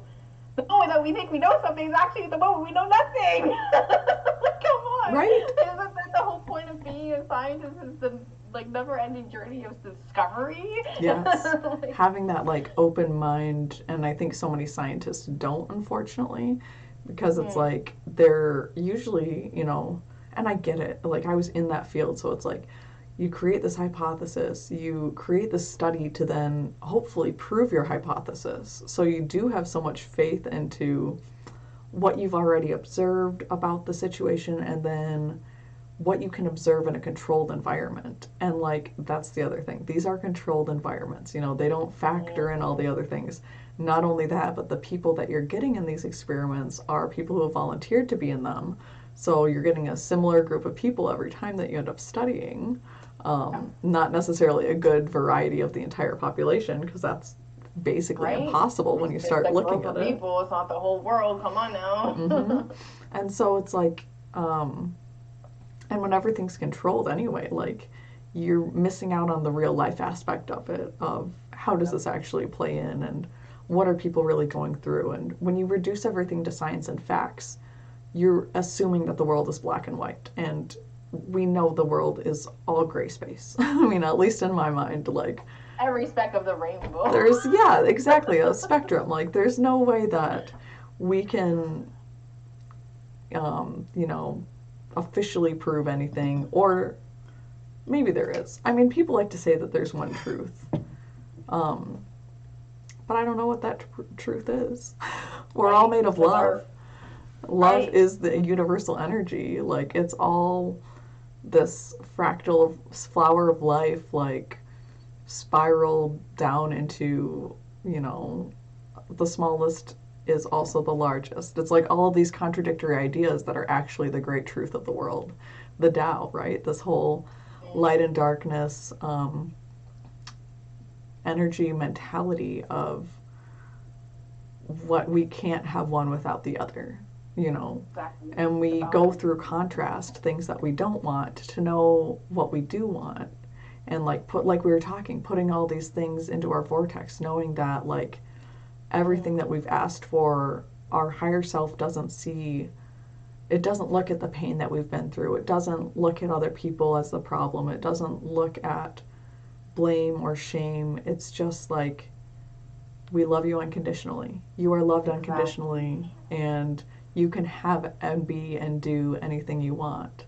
Just a matter of allowing that into our lives. And like as we feel good, as we like have more of these discussions and remind ourselves of how powerful we are, like we're shifting the world. We're shifting our own vibration, shifting the vibration of those around us. And I practice this a lot in my job. Really? Yeah. We are God, we are universe, we are energy, we are love, like you said, and it's being experienced in infinite ways. Like the universe lies within us. Mm-hmm. Like we created this reality. Yes. Which is a dream. I said this morning in my stream, I said, we are divinity incarnate experiencing itself. Like and that's why consciousness is becoming conscious of itself. Yeah, right? Here on the planet to experience it, to do nothing other than to enjoy the life that we're living. in a way that feels good. I just spilled a little bit of tea, so I'm cleaning it up. But just like, yeah, exactly. Knowing that, you know, life does get better the more that we focus on things that make us feel better. And life. And gratitude does uplift our attitude. Well, and the opposite's true as well. The more that we focus on things that we dislike and that stress us out, like the more we're going to get of that into our lives also. So Of attraction. being a selective sifter, yeah, in what comes into our thoughts and what, like, you know, deciding like what we're going to let occupy our brain space, our life, our energy, and putting it back into ourselves first, you know, trusting ourselves. I have a lot of these videos shared in my Discord under the Sadhguru Abraham Hicks tab. And I've just been sharing every video that I watch that makes me laugh or makes me smile or like reminds me of my true power or something, usually things that even have been said in other streams that we've been in or like other spiritual moments. I'm like, ooh, this is a good one. Like there's one I shared that was trust yourself and reminded me so much of what Broomstick was saying in her stream the other day. I think that's the one that you shared with me too. I think so, and yeah. I like loved it. I was so like, yes, like resonating. And then near the end, she's like so funny and just cracked me up. Yes, and that's what I love about that. We gotta implement the humor into this because like if we take ourselves so seriously and we take that work so seriously, we age. Yeah, like, we're not really gonna. Yeah, the like a huge part of connecting to that spiritual energy and that universal energy is like how to laugh with it, how to find the jokes in this planet because there are so many jokes going on in this world. Have ourselves, like, come on. Yes, and not the self-deprecating humor because I don't like the self-deprecating humor. I recognize that was like a mask for so long that I wore of like, it is masking. Right? Yeah, where you're like, I really hate myself, but instead of letting you all know how depressed I am, I'm just gonna make some self-deprecating humor jokes. Or like, that's not healthy. No, it's a bunch of crap. Self-defecating humor. Really demeaning yourself. Seriously, yeah. We gotta uplift ourselves. Come on now. Yeah. Uplift that energy. Exactly, and like putting that energy back into ourselves in a way that's like easy, you know, that doesn't feel like work. That's why someone rephrased inner child work as inner child play, and I was like, boom, never using inner child work again, only inner child play. Yeah, just reframing that of like, oh yeah, that's what we're supposed to be doing. It's like you speak the language of people. Like that's the thing. It's like isn't this whole like you're saying like isn't this experience supposed to be about play? Like let's play. Let's have fun. I'm sure of it. I'm sure we were incarnated here and they were like, you guys get to be amazing creators. You get to create whatever life you want. We're like, let's go. Let's do it. And then we get here and we're like, oh, God, what? What happened? Oh, yeah, it's like we're living in such a backwards world. Yeah. We created that backwards world. Well, and a lot is like, you know, I love that. Yeah. I know, right? It's so good. I know, right? I love it. Oh, so much is like, okay, how do we, you know, really, like, embrace this fun and have more fun with it? That's been my question for every tarot reader lately is like, how do I have more fun in this life? Like, right? Like, and you read that for me, yesterday. It was like oracle reading. Yeah. I was like, oh, and you were like, get outside more. I'm like, boom, gotta do it. And I knew this was true. I love how that reading all tied in together for you. It was so great. And then what was the second card? Was the second card food?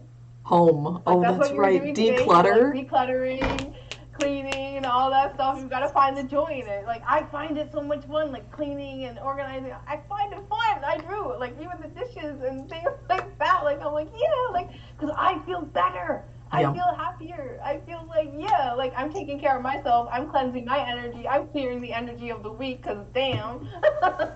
Yes, and like you're saying, having fun with it, turning it into a game rather than making it a chore. Like, why do we do that to our kids? Oh, really?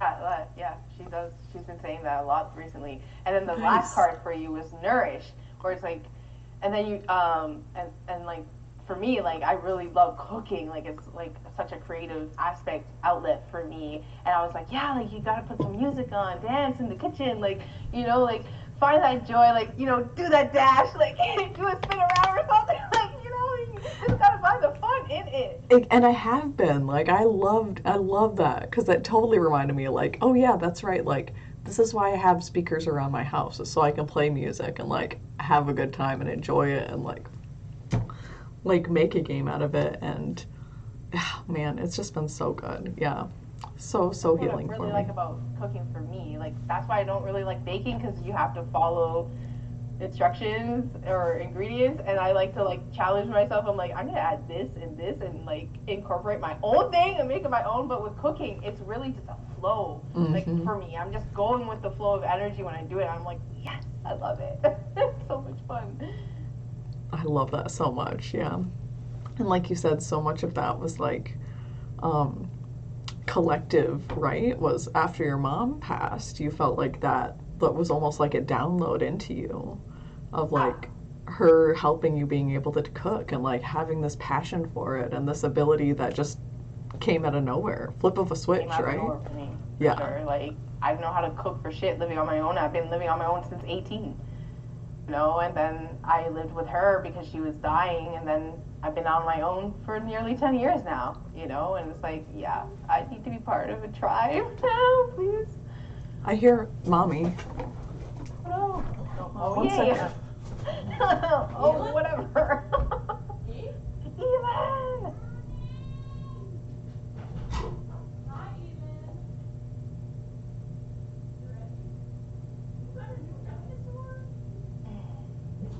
Oh, I just want to get some hugs.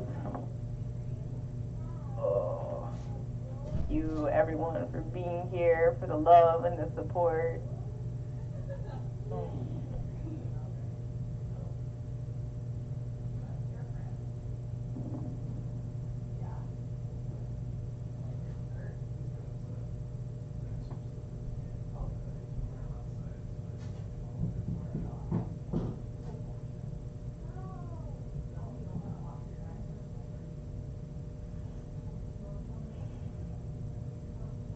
I love big hugs, yeah, massive and gentle hugs for sure, all around.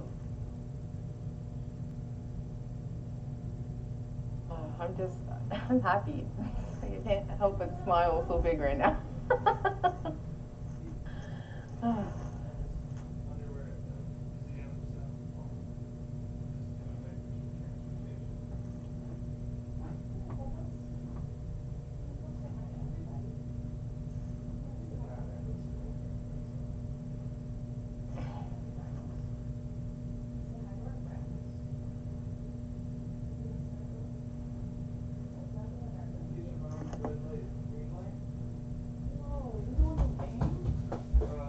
We've just been like announcing it at the.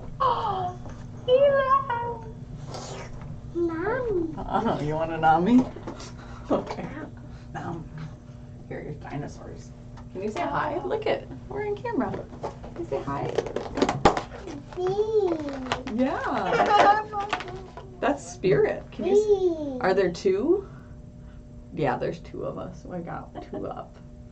Then we can see the stream, and this is our video chat. Can you say hello? Can you wave? That's very sweet. Yes. Oh, are you telling them to be quiet? Are you shushing? Are you shushing? You're shushing me. Getting shushed. Right. Is it too loud?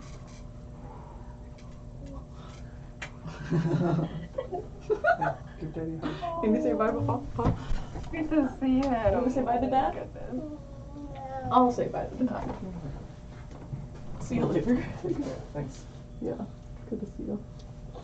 You got to hang out with Dalton for a little bit. Oh, Or nice. Dalton's family. Your brother Dalton? Yeah. Nice. Is he out here?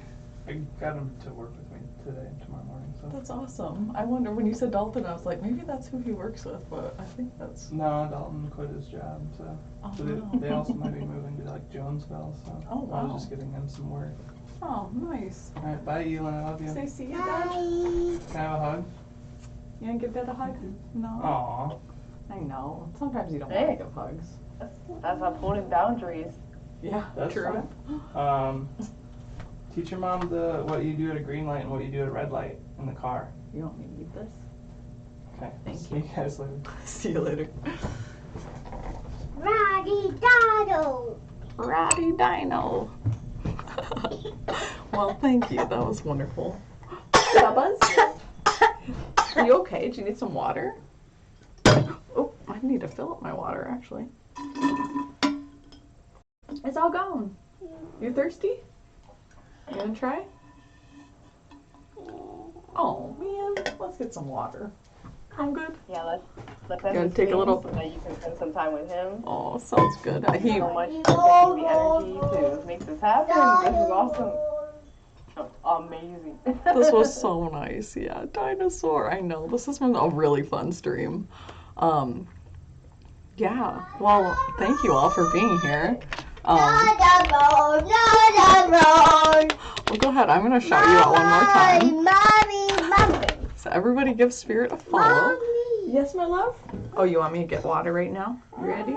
Okay.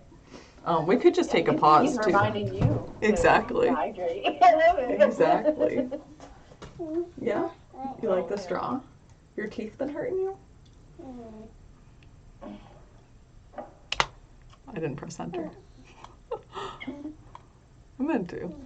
Well, okay, good. Are you silly? Is that working? Embrace the silliness. Yeah.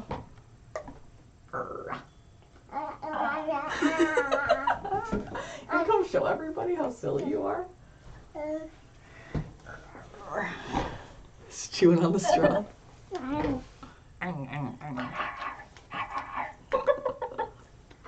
You like seeing everybody, don't you?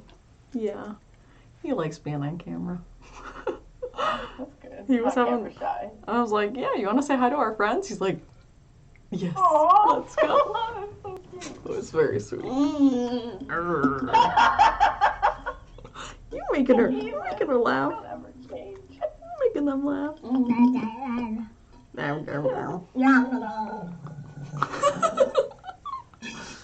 Oh, please don't spit in there. Oh. Here, drink this, Mommy. No, don't do that. You silly boy. I don't want to drink your spit. No, thank you. That means yeah. No, thank you. What do you want to eat for dinner? Are you hungry? I want that be. You don't want that thing? You don't want dinner? No. No. Do you want to color? Oh, okay. Well, let's get you something to color on. No, Daddy. That's my journal.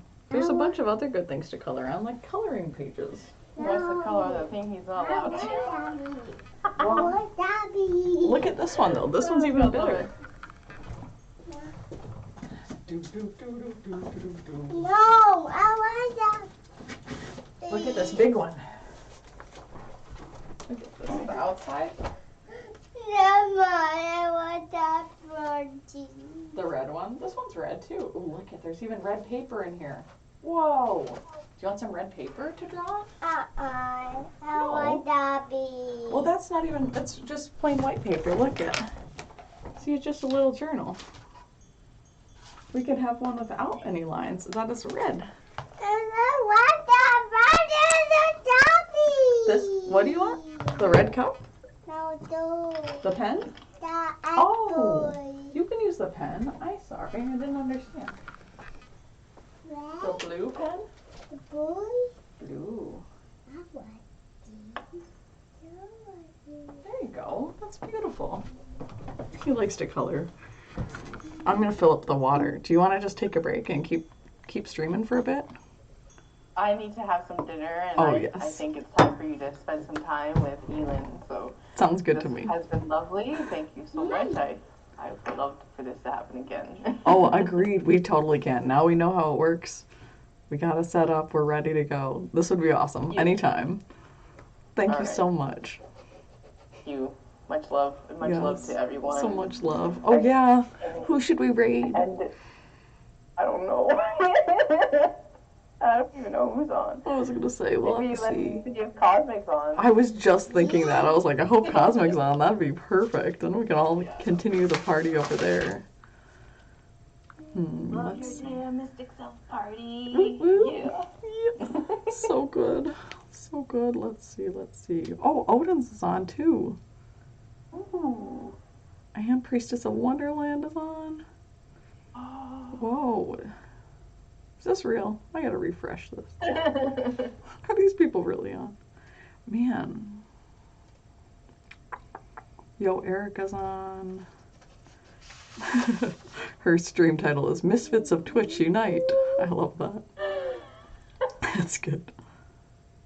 I love Yo Erica. I love her energy. Oh my Hype. gosh. It's so hype. Yeah, it's so good. All right. Wow. Okay. I've got like 30 people. Do like eeny, meeny, miny, mo. I'm scrolling through right now. I'm like, wow, there's a lot of people on right now. Oh my goodness. Stop energy. Eeny, meeny, miny, mo. Which one do I rate to? Right. Dang, I was really hoping Cosmic Unwind would be on. I was like, that'll be perfect. Maybe, let me see here. Bye. Yeah, Bubby?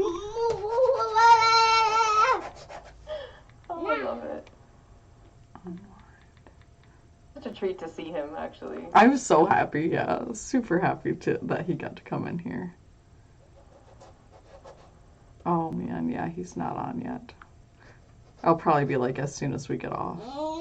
Oh, he's sharing us on his stream right now. We're being hosted. Who is? Cosmic. Aw. I'm like, wait, that's us. What's going on here?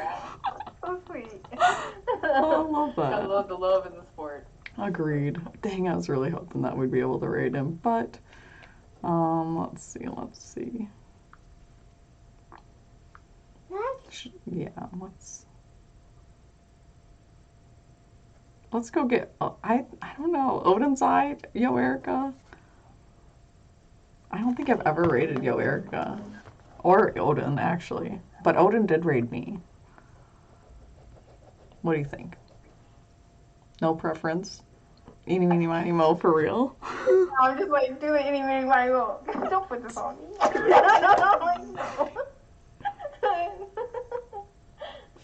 Like, spirit, which one? I know, right? I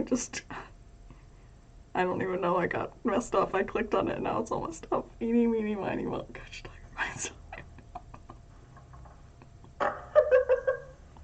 I haven't done this since I was a kid. This is so funny right now. Eeny, meeny, miny, mo. Catch a tiger by his toe. Do tigers have toes? My brain is like on a million. I don't know if tigers have toes. They have like little paws, so they're little paw thumbs.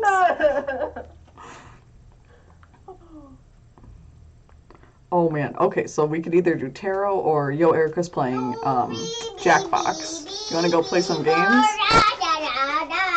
you... I need to have dinner, so I'm not going to be taking Not on that one, not on that one. Not on that one, please. Next page, I'm done. Yeah, how about this page? I'm like, hang on. There's a lot of... Oh, I know that you're mad because I changed the page on you. You wanted to draw all over Mommy's stuff, so I snuggle yous. Oh, I love you. Oh. You want to draw on me? No, thank you. No, thank you.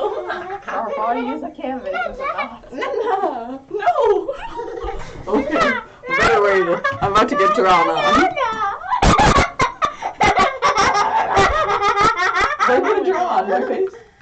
You draw a heart? Oh, how does it look? How do I look? Where did it's like a line. Just a line on my cheek, yeah. Hey, Looking still hard. good. Still love. Get the pendulum. If only I could remember where I put my pendulum. I was trying to find it the other day and I was like, well, it's not there. I thought it was there, but no, it's not. So, the other cheek? Oh, this cheek again? No. This cheek. Oh, I love this. Is that better? Oh, is it a good circle? I think you did a spiral on the other cheek. Let's see. It might be too bright. The body teeth.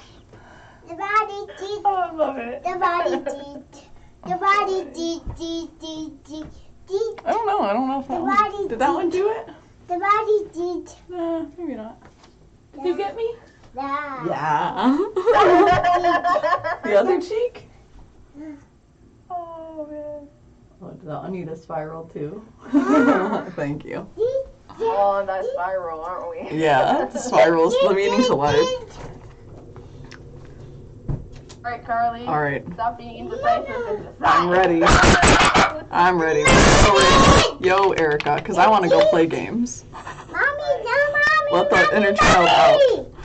Mama. Yes, my love? Yeah. Yo, did you throw those Yeah. pillows? Yeah. You stinker butt. Are you silly?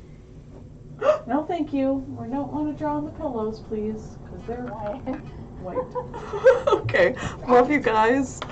Thank you for being here. Thank you, Spirit, for co-creating this with me. We don't want to draw on the pillows, okay? We can draw on a million other things, or we could even get your own pillow to draw on. Just do it Okay. all. Yeah, we'll get a new pillow. No. Oh, and then you can eat your breakfast cookie. Yum. Mom. Yum.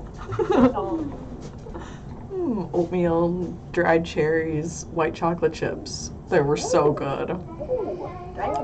Yep. Yep. Morningstar makes these breakfast cookies that are a lot like them with similar ingredients, and so I made my own version. I was like, I'm gonna figure this out. Yeah, they're delicious. Nice. Well done. That's my favorite thing to do is try to recreate other recipes, and like especially from restaurants that I love, like the broccoli cheddar soup. That's why I did that for so long. Love you, Neo. Thanks for being here. Thanks to everyone who is here, for lurking, for taking the time out of your day to be here with us and listen to us. Love you so much. We've got a few seconds and we're just about to head over. Big Take care, hugs. everyone. Hug yourself. All right. We're off. Oh, that was amazing. That was so good. If I do have to head off, I do.